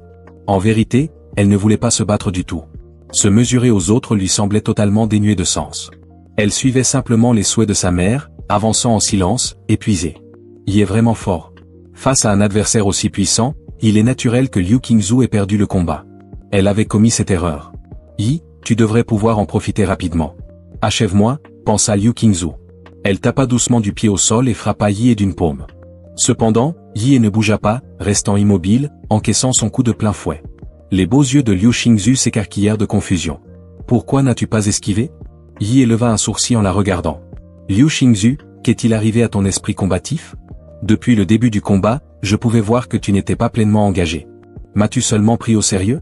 J'ai l'intention de gagner ce combat loyalement, alors donne-moi toute ton attention. Sur ce, Yi balança son bras, envoyant une rafale de vent au visage de Liu Qingzu. Liu Qingzu fut frappé par le coup de poing et projeté en arrière. Yi se rapprocha rapidement, lui retombant dessus, ses poings frappant sauvagement, continuant à marteler son visage avec des coups puissants. Liu Qingzu leva les bras pour protéger sa tête, ayant l'air totalement en désordre. Elle pensa en elle-même qu'elle n'avait jamais été traitée ainsi auparavant. Maintenant, devant des centaines de milliers de spectateurs en direct, elle était écrasée au sol et violemment battue. Elle avait prévu de lui céder la victoire, alors pourquoi la poursuivait-il encore sans relâche? Ne frappe pas mon visage, espèce de salaud. Les yeux de Liu Qingzu devinrent rouges de fureur et elle cria, libérant toute sa puissance pour projeter Yi au loin. Les yeux de Yi brillaient d'une intense volonté de combat, attendant exactement cela, si tu ne veux pas qu'on te frappe au visage. Alors bats-toi sérieusement. Des cendres tourbillonnaient dans l'air tandis qu'une paire d'immenses ailes noir-violet se déployait, soulevant une tempête. Le visage délicat de Liu Qingzu arborait de mystérieux motifs d'un autre monde tandis que son dos faisait surgir ce qui ressemblait à une plume de queue semblable à une robe jaune. Le pouvoir de son épée chantante résonnait sur le champ de bataille alors qu'elle se transformait en sa forme bestiale. Après être entrée dans sa forme bestiale, Liu Qingzu paraissait froide et confiante. Yi, comme tu le voulais, je vais te vaincre avec ma forme la plus puissante. Une immense paire d'ailes noires violacées s'ouvrit soudainement dans les airs, déclenchant une tempête furieuse. Des marques mystérieuses se répandirent sur le visage impeccable de Liu Qingzu, tandis que ses plumes royales s'agitaient derrière elle comme un manteau impérial. Du plus profond d'elle, un cri perçant d'oiseau résonna dans toutes les directions. Bi sourit. Enfin tu montres ta forme d'abeille? Là, ça devient amusant. Ne voulant pas être surpassé, il libéra toute sa puissance, son corps enveloppé d'une énergie bleue brillante, chaque arme rayonnant une force atomique, le transformant en un réacteur ambulant de destruction. C'était sa fusion du modèle de combat Godzilla avec des arts martiaux renforcés, une technique appelée mode de radiance nucléaire. Dans une détonation assourdissante, le sol sous lui explosa, propulsant Yi et comme un missile droit vers Liu Qingzu. Rendons ce combat réel. Liu Qingzu ne broncha pas. Ses ailes s'ouvrirent grand, absorbant les courants d'air environnants. Elle invoqua une tempête en entonnoir imprégnée d'énergie spectrale capable de dévorer tout ce qu'elle touchait. Toute l'arène fut engloutie dans un ouragan en spirale rugissant vers Yi. Il ne broncha pas une seconde. Il se lança comme une torpille droit dans l'ouragan spectral. Dès qu'il entra, une énorme détonation atomique éclata dans un éclair de lumière bleue, déchirant la tempête. Il fonça avec une impulsion irrésistible, se dirigeant droit vers Liu Qingzu. Son visage changea. Ses motifs étranges virèrent au pourpre cramoisi. Elle poussa un cri perçant, libérant sa capacité de ligner, hurlement aviaire spectral. L'onde sonore déforma l'air lui-même, se propageant comme une onde de choc dans toute l'arène. Il fut instantanément englouti par l'explosion. Son armure atomique vacilla violemment, presque anéantie par les fréquences mortelles. Sans sa lignée de haut niveau basée sur Godzilla, ce hurlement spectral aurait pu le déchirer de l'intérieur. Mais bon, deux peuvent jouer à ce jeu. Tu crois être la seule à pouvoir crier? Les vertèbres le long de sa colonne s'illuminèrent une à une. L'énergie atomique traversa son corps alors qu'il activait son attaque ultime, souffle atomique, mode puissance maximale. La détermination brilla dans les yeux de Liu Qingzu. Elle abandonna toute défense et concentra chaque once de force dans une contre-attaque. Elle refusait de perdre. Ce combat aurait un vainqueur. Elle déclencha sa technique ultime, frappe du noyau de jade, fusionnée avec l'art secret de sa lignée, lance de sang spectral. Une colonne éclatante d'énergie bleue rugit vers elle comme un jugement divin venu des cieux. En même temps, elle pointa son doigt de jade lumineux vers l'avant, condensant l'énergie pourpre cramoisie de la destruction. Ses ailes battant furieusement derrière elle, elle trancha en avant, coupant directement dans le rayon atomique qui arrivait. Les deux forces dévastatrices se percutèrent en plein vol, déclenchant une explosion cataclysmique. Des vagues d'énergie brute déferlèrent dans toute l'arène, secouant même le ciel. L'autre poussa un cri paniqué. Ça ne va pas. Ce genre de puissance. C'est bien au-delà de ce que deux jeunes combattants peuvent contrôler. Hors de l'arène, l'expression du maire de la ville s'assombrit. Il bougea instantanément. Si l'un de ces prodiges monstrueux était blessé, ce serait une perte énorme pour toute la ville. Même pour toute la fédération, l'arbre généalogique, la barrière du pouls terrestre. Alors qu'il criait, le sol trembla violemment. 3 immenses murs de pierre, imprégnés de son aura de combat, surgirent de la terre, s'écrasant entre les attaques en collision. Mais quelques instants plus tard, ces épais murs de pierre furent anéantis. Un éclair blanc aveuglant engloutit toute l'arène. La foule explosa dans le chaos. Cette explosion était dingue. Ce n'était pas le mur du maire à l'instant? Ouais.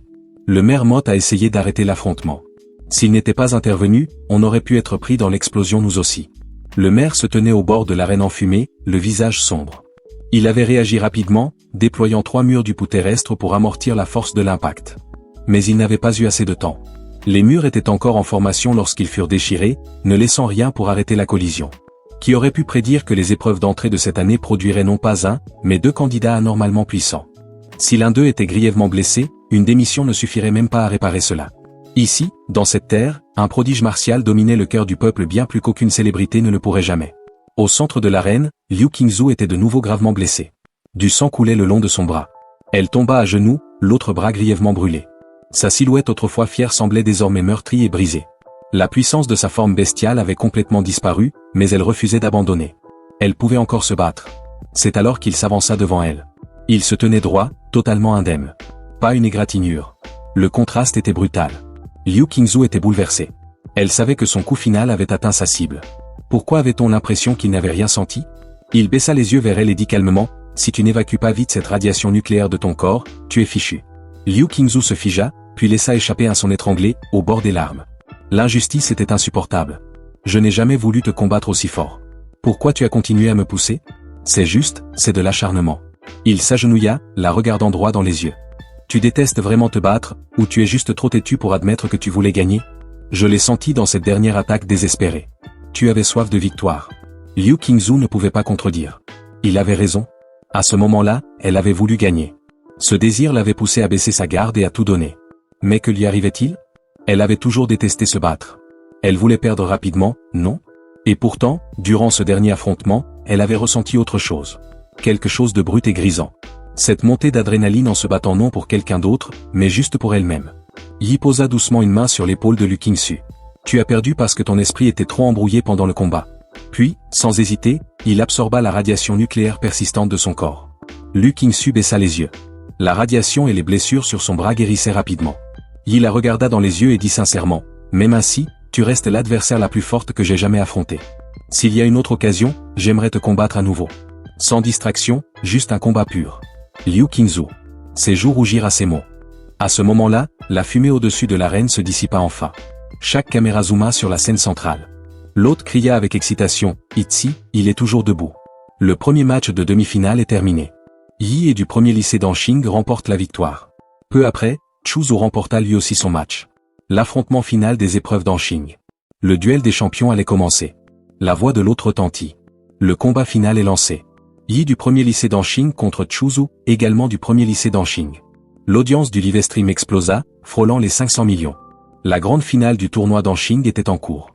Alors qu'un arbitre donna le signal, Chuzu se tint prêt, joignant les paumes. Une longue épée glaciale se forma lentement dans ses mains, forgée à partir de la puissance pure de sa lignée. Manifestation de la lame cryo. Il sourit. Viens me chercher. Il venait peut-être de vaincre la puissante Liu Qingzu, mais il n'allait pas baisser sa garde pour autant. Après tout, l'intellect de combat de Chuzu était peut-être le plus élevé parmi tous les candidats cette année. Les yeux de Chuzu s'affinèrent. Il s'avança, activant le mouvement des 7 étoiles, son corps se brouilla en une série d'images rémanentes. En un clin d'œil, il réduisit la distance entre eux. Ouch, ouch, ouch. Des centaines de lames glacées volèrent vers Yi et de toutes les directions, bloquant tout échappatoire. Mais il resta impassible. Suivre le vrai Chuzu? Non. Tout détruire sur son passage semblait bien plus satisfaisant. Il serra le poing, ses muscles se tendant comme de l'acier enroulé, et une énergie bleue étrange dansait le long de son bras. Point à détonation atomique complètement chargée.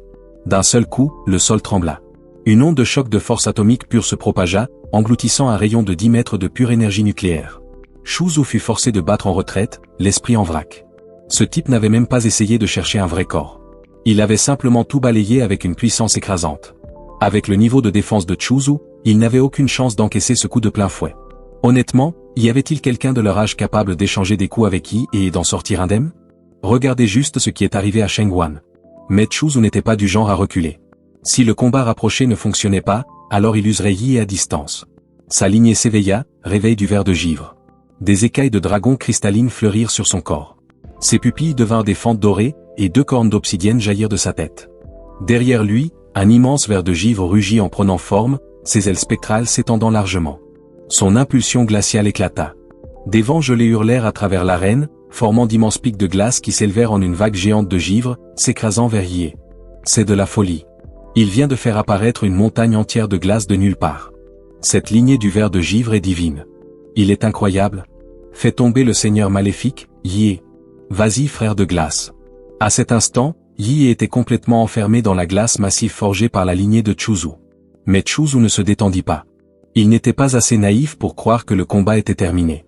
Sa respiration s'alourdit, libérer un tel niveau de puissance du ver de givre avait eu un prix. Soudain, la foule poussa un cri. Regardez. La montagne de glace fond. L'instant suivant, une colonne éclatante d'énergie bleue jaillit du cœur de la glace, fonçant droit vers Shuzu. Shuzu, toujours sur ses gardes, fut tout de même surpris par la contre-attaque soudaine. Instinctivement, il fit surgir un pilier de glace du sol pour se projeter hors du chemin du rayon. Boum! Le rayon atomique frappa le bouclier d'énergie combiné des examinateurs, envoyant des ondes de choc à sa surface. La montagne de glace colossale commença à fondre rapidement, s'effondrant sur elle-même sous la chaleur accablante. Depuis le glacier en train de se dissoudre, une silhouette bleue foncée émergea. Les ruisseaux de glace fondue ne touchèrent même pas son corps, s'évaporant instantanément sous la chaleur brûlante qu'il dégageait. Il était revenu, pleinement éveillé dans son état Godzilla. Shuzu expira lentement, une amertume dans le regard. L'écart de puissance entre eux était simplement écrasant. Yi, dit-il fermement, prends ça. Mon dernier coup. C'est ma limite absolue en arts martiaux. Je le réservais à l'origine pour Liu Qingzu. L'instant suivant, une immense épée de glace se matérialisa dans les mains de Shuzu, signe que sa puissance de lignée s'était complètement éveillée. La lame dégageait une aura glaciale, imprégnée d'une volonté qui transperce l'âme. Intention de l'épée trancheuse d'âme. Le premier à réagir fut le maire d'Anqing. Son expression aussi stupéfaite que lorsqu'il avait vu Liu Qingzu utiliser une technique Xianwang. Intention de l'épée. À son âge? C'est incroyable. Sans hésiter, Shuzu abattit l'épée de toutes ses forces. Goutte à goutte, quelques gouttes de sang chaud éclaboussèrent le sol. Il avait levé son bras juste à temps pour bloquer le coup, mais une profonde entaille jusqu'à l'os le traversait, et pourtant la blessure scintillait d'une lumière bleue, la chair frémissante commençait déjà à se régénérer. Peut-être qu'avec une meilleure épée, tu aurais eu une chance. Shuzu ouvrit grand les yeux, stupéfait. Il baissa les yeux vers son épée brisée, et sut qu'il avait perdu. Quelle chance avais-je vraiment? Demanda-t-il, presque pour lui-même. Il esquissa un sourire. Un peu plus que les chances d'un mec en chien d'avoir la fille. Shuzu haussa les épaules avec impuissance et leva la main vers l'arbitre. J'abandonne. Victoire en finale d'Anqing. Yi est sacré champion. Allons-y frère Yi. Je savais que tu étais différent. Shuzu était fort. Mais contre Yi, aucun match. Le chat du Livestream explosa. Yi passa de l'outsider à la légende. C'est l'arc ultime du cheval noir à ce moment-là. Le visage de Yi inonda tous les médias de la ville. La nouvelle se répandit vite. L'an dernier, il était le dernier de sa classe. Cette année, il a écrasé l'élève le mieux classé et a remporté le championnat. Quelle histoire de retour. Et l'examen de cette année? Bien plus intense que tous les précédents. S'élever au-dessus de tout cela, Yi pourrait bien être le plus grand champion martial de l'histoire d'Anqing, peut-être même de tous les temps. À l'extérieur du stade, la foule rugissait comme une vague géante. Yi.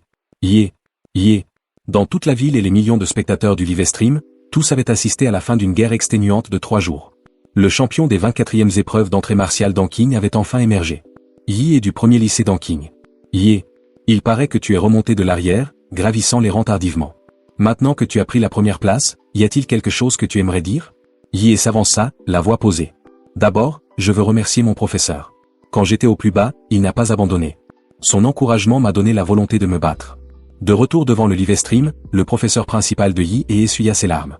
Il se sentait submergé par la culpabilité. Comment avait-il pu négliger un tel talent monstrueux jusqu'à juste avant l'examen? Il ne se sentait pas digne des éloges. Et ensuite, j'aimerais. Soudain, au premier rang du public, le directeur de l'école se mit à agiter les bras frénétiquement vers Yi. Il leva les deux mains en l'air, affichant un grand 2-0. 2 millions.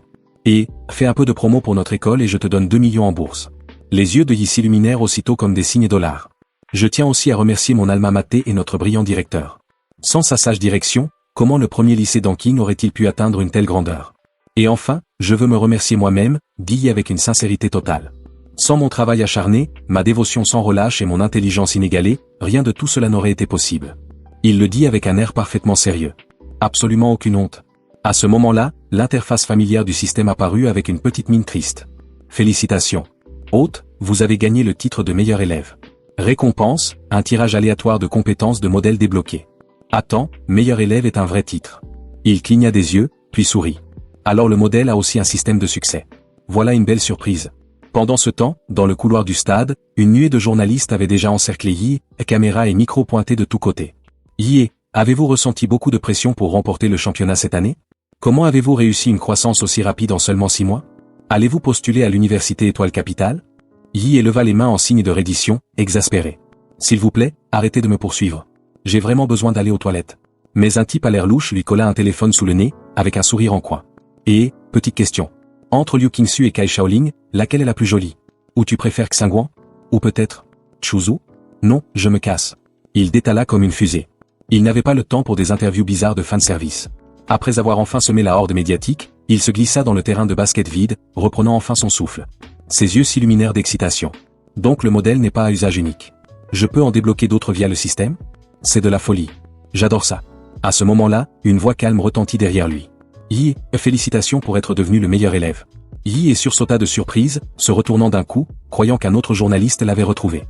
L'homme ôta son chapeau et sourit. Détends-toi, je ne suis pas des médias. Je viens d'Étoile Capitale. Parlons de quelque chose d'un peu plus confidentiel, comme le verrou génétique. Il se figea. Verrou génétique. Il n'avait jamais débloqué de soi-disant verrou génétique. Tous ses pouvoirs venaient des modèles de monstres. Est-ce que ce type connaissait son secret? Qui était-il? D'après les maigres souvenirs qu'il avait de l'hôte original, ce terme n'était apparu qu'une seule fois, venant de son père soi-disant ordinaire. L'homme sortit un dossier de son sac et dit avec un sourire en coin, « Dis-moi, tu n'es pas curieux? Ton père, un simple chauffeur de taxi. Comment quelqu'un comme lui pouvait-il même connaître quelque chose comme un verrou génétique? » Il haussa un sourcil. « Attends, est-ce que mon vieux serait en fait un genre d'expert caché ?» L'homme lui tendit le dossier. « En raison de ton statut unique, Étoile Capitale a autorisé la divulgation d'un document restreint. » Il l'ouvrit et ses yeux s'écarquillèrent à la lecture. Projet Prométhée, autrefois une force dominante dans la recherche génétique biologique de Blue Star. Après un incident classifié, l'institut fut mis sur liste noire par plusieurs nations. Ses chercheurs principaux entrèrent dans la clandestinité, effaçant leurs identités. Le verrou génétique faisait partie de leurs expériences les plus ambitieuses. Il referma lentement le dossier, la réalisation le frappant de plein fouet. Donc vous pensez que mon père, simple chauffeur de taxi de bureau, était en réalité un chercheur principal de Prométhée? Et moi? Je suis l'une de leurs expériences secrètes. Ne t'inquiète pas, dit doucement l'homme en imperméable. Le gouvernement n'est pas là pour te menacer. Je suis juste ici pour t'informer. Après tout, en tant que sujet concerné, tu as le droit de connaître la vérité. Il craignait visiblement qu'il ne panique et ne fasse quelque chose de déraisonnable. Tu fais désormais partie d'un programme national de cultivation. Ta sécurité est désormais notre priorité absolue. Il le fixa, impassible. Frère, je suis probablement plus calme que toi en ce moment. Sérieusement. Puis son expression changea instantanément, passant en mode suffisant. Hug, la célébrité est un vrai fardeau. Tant d'attention. Tant de questions. La société, c'est vraiment qu'une question de statut, hein? L'homme cligna des yeux en silence, puis se retourna et partit sans un mot de plus. Dès qu'il fut parti, Yi se frotta les mains, les yeux brillants. Enfin, il est parti. Cette session d'examen était un vrai pactole. Offre de la meilleure université, 2 millions de bourses, 800 000 de bonus, et surtout, nouveau tirage de modèles, me voilà. Il ne perdit pas une seconde et invoqua l'interface du système pour lancer le tirage. Bien sûr, il savait que les modèles de rang légendaire comme Godzilla étaient rares, mais il ne pouvait s'empêcher d'espérer un autre miracle. Un vortex noir tourbillonnant apparut à l'écran, rempli de grognements monstrueux et de rugissements résonnants, comme un coffre maudit rempli de bêtes anciennes. Yi regarda, bouche bée. Un instant plus tard, le résultat apparut. Modèle de classe D, modèle de classe D, capacité de lignée humanoïde de type colosse. Taille maximale, 60 mètres. Émission de vapeur à haute pression. Voie évolutive, hybride proto-géant. Compatibilité, 1%. Les yeux de Yi brillaient de plus en plus fort. Donc les capacités de modèle peuvent se cumuler. Si je combine le type humanoïde colosse avec l'empereur Mothra Berserker, est-ce que je ne deviendrai pas le véritable roi des monstres? Pendant ce temps, dans une villa silencieuse, frère Huolon, Tu dis que tu refuses toute émission? C'est exact. Annule tout ce qui est à mon agenda. Il raccrocha. Le seul son restant dans la pièce était l'audio faible d'un journal télévisé. Huolon inspira profondément. Son index se mit à taper rythmiquement sur la table en acajou. Tape, tape, tape. Une marque se forma bientôt là où son doigt frappait. Son petit frère, Hua Peng, était porté disparu depuis plus de 2 semaines. L'équipe de recherche envoyée dans une zone mystique était revenue les mains vides. Pas même un cadavre, un chasseur expérimenté des royaumes interdits. Hual n'avait pas besoin de confirmation. Son frère était mort. Pire encore, la scène avait été nettoyée. Aucune trace, aucune erreur. Pourtant, l'équipe de secours n'était pas revenue totalement bredouille. Sur le dernier site connu, ils avaient récupéré des échantillons, et les analyses avaient révélé des traces de radiation nucléaire. Les yeux de Hual restèrent fixés sur l'écran de télévision. On y repassait les images de la finale martiale d'Anqing. L'image se figea sur Yi et libérant un souffle atomique bleu aveuglant. « Petit frère, murmura-t-il, je t'avais dit de rester loin du monde souterrain, d'arrêter cette vie. Pourquoi tu ne m'as pas écouté? Avant de mourir, maman m'a fait promettre de veiller sur toi. Et maintenant, je ne peux même pas retrouver ton corps. » Ses yeux se fermèrent, alourdis par la tristesse et la culpabilité. Puis le présentateur annonça, gagnant final. Yi est du premier lycée d'Anqing. Hual rouvrit lentement les yeux, injecté de sang, d'un calme mortel. Yi, un génie rare, sans aucun doute. L'université Étoile Capitale viendra sûrement te chercher. Mais dommage, ils n'auront jamais l'occasion de te voir t'inscrire. Aujourd'hui, Yi prévoyait d'entrer dans une zone mystique pour tester sa nouvelle théorie, combiner le modèle Godzilla avec le modèle de type Colosse en combat réel. Mais alors qu'il se préparait, il reçut une lettre inattendue de Chuzu. Le contenu disait, Yi, selon l'Institut de Recherche Capitale, une nouvelle faille mystique devrait s'ouvrir aujourd'hui à 15h à la montagne de l'Arbre Rouge, en périphérie d'Anqing. Le niveau de danger estimé et de classe c'est que j'ai l'intention d'explorer. Souhaites-tu faire équipe? Chuzu. La première réaction de Yi ne porta pas sur la zone mystique. Non. Il était choqué que Chuzu envoie encore des lettres manuscrites en 2024. Combiné à son cosplay de bretteur et à sa façon archaïque de parler, il commençait sérieusement à se demander. Est-ce que ce type vient aussi d'un autre monde? À 15h, la montagne de l'Arbre Rouge autrefois déserte était devenue bondée. Plus d'1 millier de combattants étaient arrivés, parmi eux des guerriers d'élite et de grandes organisations. Au pied de la montagne, Yi retrouva Chuzu, qui portait désormais une épée à la taille. Yi, tu es devenu plus fort. Il fut surpris par la finesse des sens de Chuzu. Après tout, il avait utilisé une partie de sa récompense pour acheter plusieurs sérums génétiques, poussant sa compatibilité avec le modèle Colosse à 35%. Certes, ce n'était qu'un monstre de classe D, mais il grandissait vite et agissait vite. Ça valait clairement le coup. En attendant l'ouverture de la faille, les deux discutaient tranquillement. Alors, Chuzu, quelle université vises-tu? Université Étoile Capitale. Il y avait quelque chose d'étrange dans le ton de Chuzu en le disant. Yi le remarqua mais ne fit aucun commentaire. Il se contenta de sourire et répondit, on dirait qu'on sera futurs camarades. À ce moment-là, la foule autour d'eux s'agita, la faille mystique s'ouvrait. Un cri perçant résonna depuis la faille. La seconde suivante, un oiseau monstrueux à 3 têtes tordues et aux plumes noires d'encre força son passage à moitié hors du portail. C'était clairement une bête de haut rang. Elle s'était frayé un chemin jusqu'à l'avant pour devenir la première créature à émerger de la faille. Mais malheureusement pour elle, ce qui l'attendait dehors n'était pas une proie. C'était plus de 1000 guerriers armés, prêts à faire feu. Tués. La montagne rugit sous les cris de guerre unanimes. Personne n'hésita. Les combattants se ruèrent vers le monstre comme une vague déchaînée, sans se soucier du fait qu'il était encore maladroitement coincé dans le portail. L'oiseau à 3 têtes se débattait paniqué, chaque tête fouettant l'air pour tenter de battre en retraite, mais il était bloqué. En quelques secondes, son corps massif fut piétiné et écrasé sous une marée de lames, de bottes et de cris de guerre. AS, comme on dit. L'oiseau matinal se fait démonter. Yi et Chuzu, se fondant dans la foule, passèrent à travers la faille juste derrière la vague de guerriers. De l'autre côté, ils furent accueillis par un spectacle à couper le souffle, une forêt d'arbres colossaux, chacun dépassant les 100 mètres de haut, s'élevant comme des gratte-ciel transperçant le ciel. Soudain, une forte odeur métallique de sang envahit les narines de Yi. Il regarda devant lui. L'entrée de la faille était déjà devenue un champ de bataille, une mini-marée de bêtes s'écrasant contre les guerriers arrivants. Cris, rugissements et chocs de l'acier emplissaient l'air, fusionnant en une symphonie brutale et chaotique de guerre. Yi comprit rapidement. Les guerriers n'étaient pas là seulement pour piller la zone mystique. Ils tenaient la ligne de front pour une raison. Selon la loi de défense de Blue Star, tous les artistes martiaux licenciés ont à la fois la liberté d'explorer les zones mystiques et le devoir de protéger le monde réel contre les marées de bêtes. Quiconque ignore ce devoir et laisse une marée atteindre le monde extérieur, causant des victimes civiles, sera privé de son statut de guerrier et jugé par un tribunal militaire. Pour un guerrier, plus le pouvoir est grand, plus la responsabilité est lourde. Yi et Chuzu rejoignirent la ligne de front, repoussant la marée de bêtes qui approchait. Chuzu activa sa lignée, libérant des vagues d'énergie glaciale qui figèrent les pattes des bêtes, bloquant le passage devant eux. Soudain, une bête bondit sur lui par derrière. En une fraction de seconde, Yi lança son poing à détonation atomique, réduisant l'assaillant en brume et chair fondue. « Fais attention à tes arrières », dit-il, totalement impassible. Puis, presque paresseusement, il ajouta, « Ces bêtes de zone mystique ? Pas une seule n'est capable de livrer un vrai combat. » Derrière lui s'étendait un champ de cadavres fumants. Chu était stupéfait. Il avait maintenu la ligne avec soin. Et il avait déjà anéanti toute une section de monstres. Les créatures qu'il avait tuées n'étaient pas simplement brûlées, elles étaient dissoutes, comme si chaque cellule de leur corps avait été désintégrée de l'intérieur. Voilà l'horreur de la radiation atomique. Silencieuse, invisible et absolument dévastatrice. Et maintenant, pour la première fois sur un champ de bataille ouvert, Yi, la catastrophe nucléaire ambulante, pouvait libérer son pouvoir librement. Rugissements, cris perçants.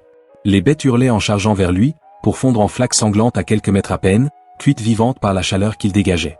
Ailleurs sur le champ de bataille, des guerriers engagés dans des corps à corps désespérés tournèrent la tête, pour voir que les combattants derrière eux se détendaient déjà et s'essuyaient la sueur. Et, c'est quoi ce délire? Ils ont déjà fini? Ils ont engagé un mercenaire de haut niveau ou quoi? Non, c'est le meilleur score des examens d'entrée dans King. Le quoi? C'était pas juste un stagiaire? Comment un gamin peut gérer à lui seul des vagues entières de monstres? T'as pas regardé la diffusion des examens d'entrée de cette année? Non, qui a envie de voir des lycéens se battre? Abruti. Ce lycéen pourrait vous écraser 10 d'un coup. À mesure que la bataille s'éternisait, l'épuisement se lisait sur les visages des guerriers. Puis quelqu'un cria, poussez les bêtes vers le meilleur score. Et juste comme ça, le champ de bataille s'adapta. Tout le monde pivota instinctivement, utilisant le champ de radiation nucléaire de Yi et comme une zone de mise à mort naturelle contre la marée de monstres. Personne ne savait combien de temps les combats avaient duré, mais soudain, boum. Une fusée de signalisation éclata dans le ciel. Des yeux ternes de fatigue s'illuminèrent soudain. Décapitation confirmée. La bête alpha est tombée. On l'a fait. La marée se brise. Les monstres battent en retraite. Ne relâchez rien. Achevez-les. Chu poussa enfin un soupir, soulagé. La première vague de la marée de bêtes de la montagne de l'Arbre Rouge était terminée. Sur plus de 1000 guerriers entrés, seuls environ 800 restaient. Yi s'approcha tranquillement, traînant derrière lui plusieurs sacs massifs.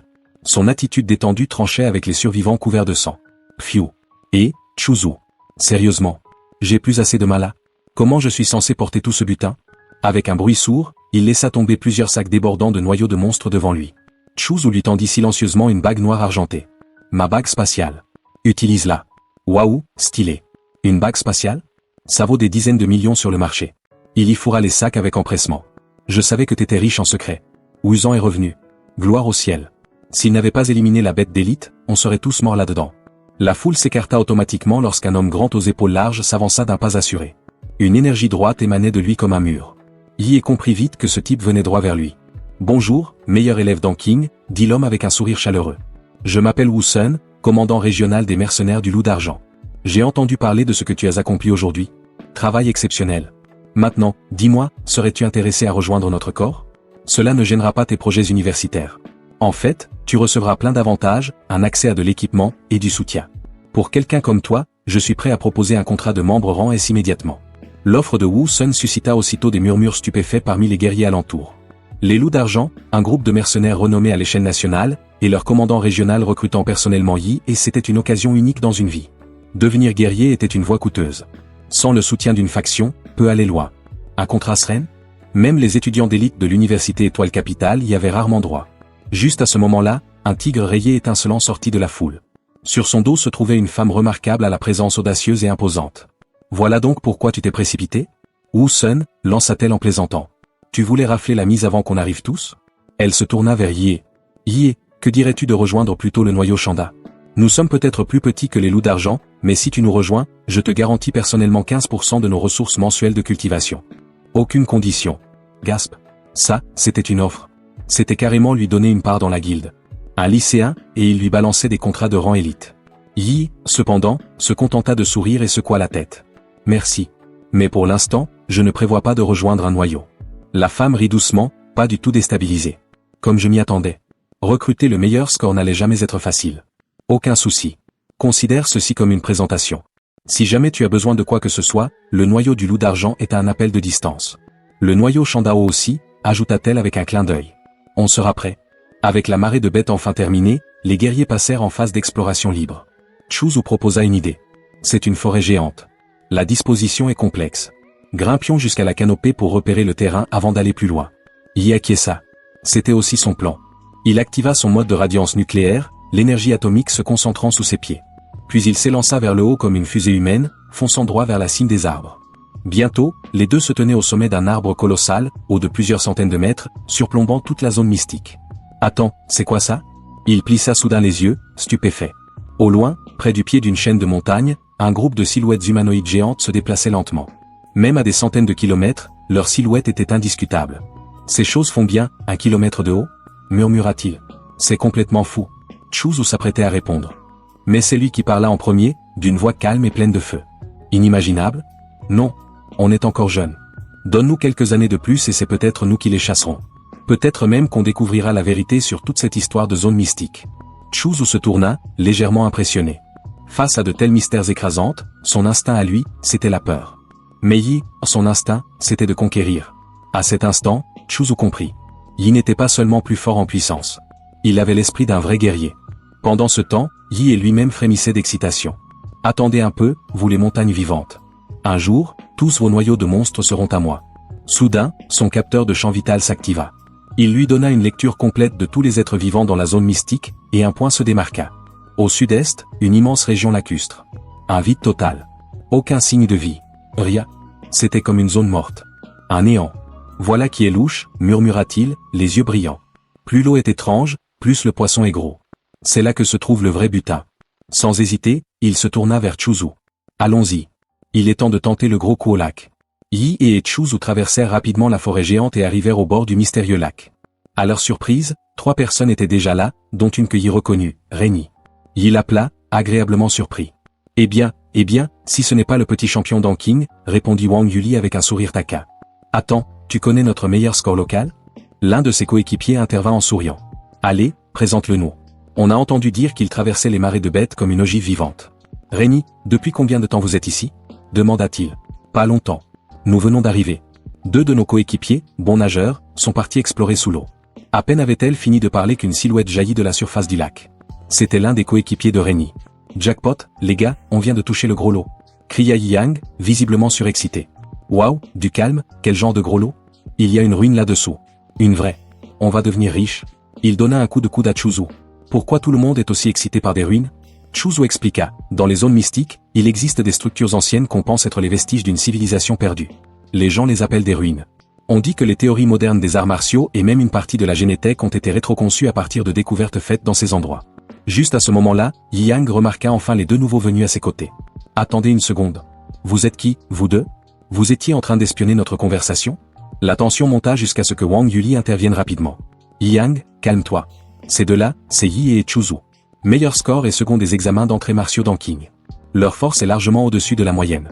On devrait les laisser se joindre à nous. Yi tapa doucement l'épaule de Chuzu. Détends-toi, mec. On n'est pas là pour te piquer ton trésor. On est là pour vous aider à l'obtenir. Yi Yang plissa les yeux. Très bien, alors comment on partage les gains ? On ne fait pas partie de votre équipe, donc on prendra une part selon notre contribution. Ce qu'on gagne, on le garde. Répondit Yi avec assurance. Yi Yang était clairement agacé, mais il savait qu'il valait mieux éviter de provoquer 2 étoiles montantes. Il ricana. D'accord, vous êtes des nôtres, mais ne tentez rien de louche, compris ? L'affaire réglée, Yi Yang prit la tête et plongea dans le lac. Les autres le suivirent un à un. Grâce à leur force physique accrue et leur capacité pulmonaire supérieure, les 6 guerriers plongèrent à environ 30 mètres de profondeur. Là, Yi Yang retrouva un repère qu'il avait laissé plus tôt et mena le groupe dans un tunnel submergé. Ce passage mène à la ruine, dit-il.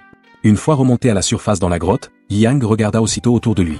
Ah, où est Li Wei ? Je lui avais dit de monter la garde ici même. Peut-être qu'il a trouvé quelque chose et a décidé de le garder pour lui. Grommela l'un des coéquipiers, clairement irrité. Yi Yang sortit sa radio et tenta d'appeler Li Wei à plusieurs reprises, sans obtenir de réponse. Quand vous êtes arrivé ici, l'un de vous a-t-il vérifié s'il y avait des signes d'activité de monstres ? Demanda calmement Wang Yuli. Non. Li Wei et moi avons même placé des charges d'attraction pour bêtes. Rien n'est apparu. Pas même un seul poil. Li Wei est introuvable. Est-ce qu'on est vraiment sûr qu'on doit continuer ? Demanda un coéquipier avec hésitation. Après un bref silence, Yu Yong serra les dents et lança d'un ton sec. On doit explorer. La richesse et la gloire sont juste devant vous. Si vous avez trop peur pour les saisir, vous resterez au fond toute votre vie. Ceux qui ont peur de mourir peuvent partir maintenant. Mais si vous voulez devenir riche, suivez-moi. Personne ne bougea. Même le coéquipier qui venait de douter resta silencieux. Yu Yong avait raison. S'il y avait vraiment une ruine plus loin, personne ne voulait regarder les autres partir avec le trésor. Très bien alors, dit-il. En avant. Dans un silence lourd, Yu Yong prit la tête, et le groupe resta en alerte maximale, chaque pas les menant plus profondément dans l'inconnu. Il alluma une lampe UV, éclairant le chemin devant eux, révélant au sol les symboles qu'il avait tracés plus tôt avec Li Wei. L'équipe avança. Le tunnel rétrécit de plus en plus jusqu'à ce qu'une seule personne puisse passer à la fois. Yi, marchant dans cet espace exigu, plissa légèrement les yeux. Il jeta un regard vers Chuzu. Leurs regards se croisèrent, et ils communiquèrent en silence par lecture labiale. Il y a un truc qui cloche. Chuzu, ouais. Le timing ne colle pas. Rennie a dit qu'ils étaient arrivés au lac il y a seulement 10 minutes. Et ces deux-là ont eu le temps de trouver cette grotte, nager à travers le lac, découvrir un tunnel caché et atteindre l'entrée d'une ruine? Ce n'est pas de l'exploration, c'est carrément du Shéa. Chuzu murmura tout bas. C'est clair qu'on se fait avoir. Tu veux prévenir ton ami et filer d'ici? Mei esquissa un sourire, les yeux brillants. Détends-toi, j'ai un atout dans ma manche. Bientôt, le groupe arriva dans une immense caverne souterraine. Aussi grande qu'un terrain de football. Des lianes vert foncé recouvraient chaque centimètre du sol, des murs et du plafond. Mais ce qui leur glaça le sang, c'étaient les choses prises dans les lianes.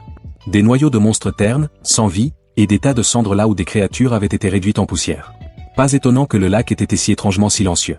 Quelque chose ici en bas avait déjà dévoré tous les autres prédateurs. L'expression de Wang Yuli s'assombrit instantanément. Sa voix était glaciale. Yuyang, où est la ruine que tu avais promise? L'un de ses coéquipiers poussa un cri perçant, pointant l'autre extrémité de la caverne. Là, un cadavre momifié, suspendu dans les airs, transpercé de part en part par de épaisses lianes. À en juger par les vêtements, c'était Li Wei. Wang Yuli et une autre femme reculèrent en trébuchant, pâles et horrifiés. Yuyang, quant à lui, s'effondra à genoux, tenant sa tête entre ses mains et marmonnant de manière hystérique. La ruine. Où est-elle? Elle était censée être ici. Li Wei est mort. Comment est-il mort? Les lianes, les lianes. Soudain, une lueur de lucidité traversa son regard. Sa voix se transforma en un cri désespéré. Je crois que les lianes m'ont eu moi aussi. Courez. Splat. Sa tête explosa comme un pétard, projetant sang et os dans tous les sens. Des restes déchiquetés, plusieurs lianes rampèrent, se tordant comme des tentacules démoniaques. Yuyang. Hurla Wang Yuli, la voix brisée par l'horreur et l'incrédulité. À cet instant, Yi passa à l'action, déclenchant un souffle atomique dévastateur droit sur la menace. Boum. Un rayon d'énergie bleue aveuglante explosa vers l'avant, incinérant la moitié supérieure du corps de Yuyang ainsi que les lianes tordues qui l'infestaient. Les yeux de Yi étaient glacés, son ton encore plus froid. Je ne m'attendais pas à un monstre avec ce niveau d'intelligence. Il a tué 2 combattants, pris le contrôle de l'esprit de l'un, puis utilisé son corps comme appât pour attirer d'autres victimes. Ce n'est pas de la chasse. C'est une embuscade stratégique. Ce qui signifie que nous sommes déjà en plein cœur de sa zone de prédation. Crac. Crash. Derrière eux, d'énormes pierres et des lianes épaisses s'effondrèrent soudainement sur la seule sortie, la bloquant complètement. Le regard de Chuzu se fixa sur les lianes en mouvement. J'ai lu des choses sur cette espèce. C'est un monstre de classe royale de rang 2, un démon liane fantôme. Le souffle de Wang Yuli se coupa. Classe royale? Ces choses ne se mesurent pas avec les niveaux normaux. Nous, on est tous de niveau 1. Tout au plus. On ne peut pas affronter un tel pouvoir. Yi afficha un large sourire, ses dents blanches brillant. Je me fiche de son niveau. Regardez-moi le réduire en miettes. Alors qu'il s'apprêtait à activer sa forme titan, boum. Le tunnel effondré derrière eux explosa, rouvert de l'autre côté. Une silhouette apparut, vêtue de noir. Son corps était enveloppé d'une énergie de sang en furie qui distordait l'air même autour de lui. Une traînée de fumée cramoisie tourbillonnait derrière lui comme une bannière de champ de bataille. Je suis venu vous tuer. Quelqu'un dans le groupe Alta. C'est Blue Smoke. C'est un artiste martial de niveau 8. Et voilà, c'est ici que ça se termine. N'oubliez pas de vous abonner et de laisser un commentaire pour ne rien rater des prochaines mises à jour. Merci beaucoup d'avoir regardé.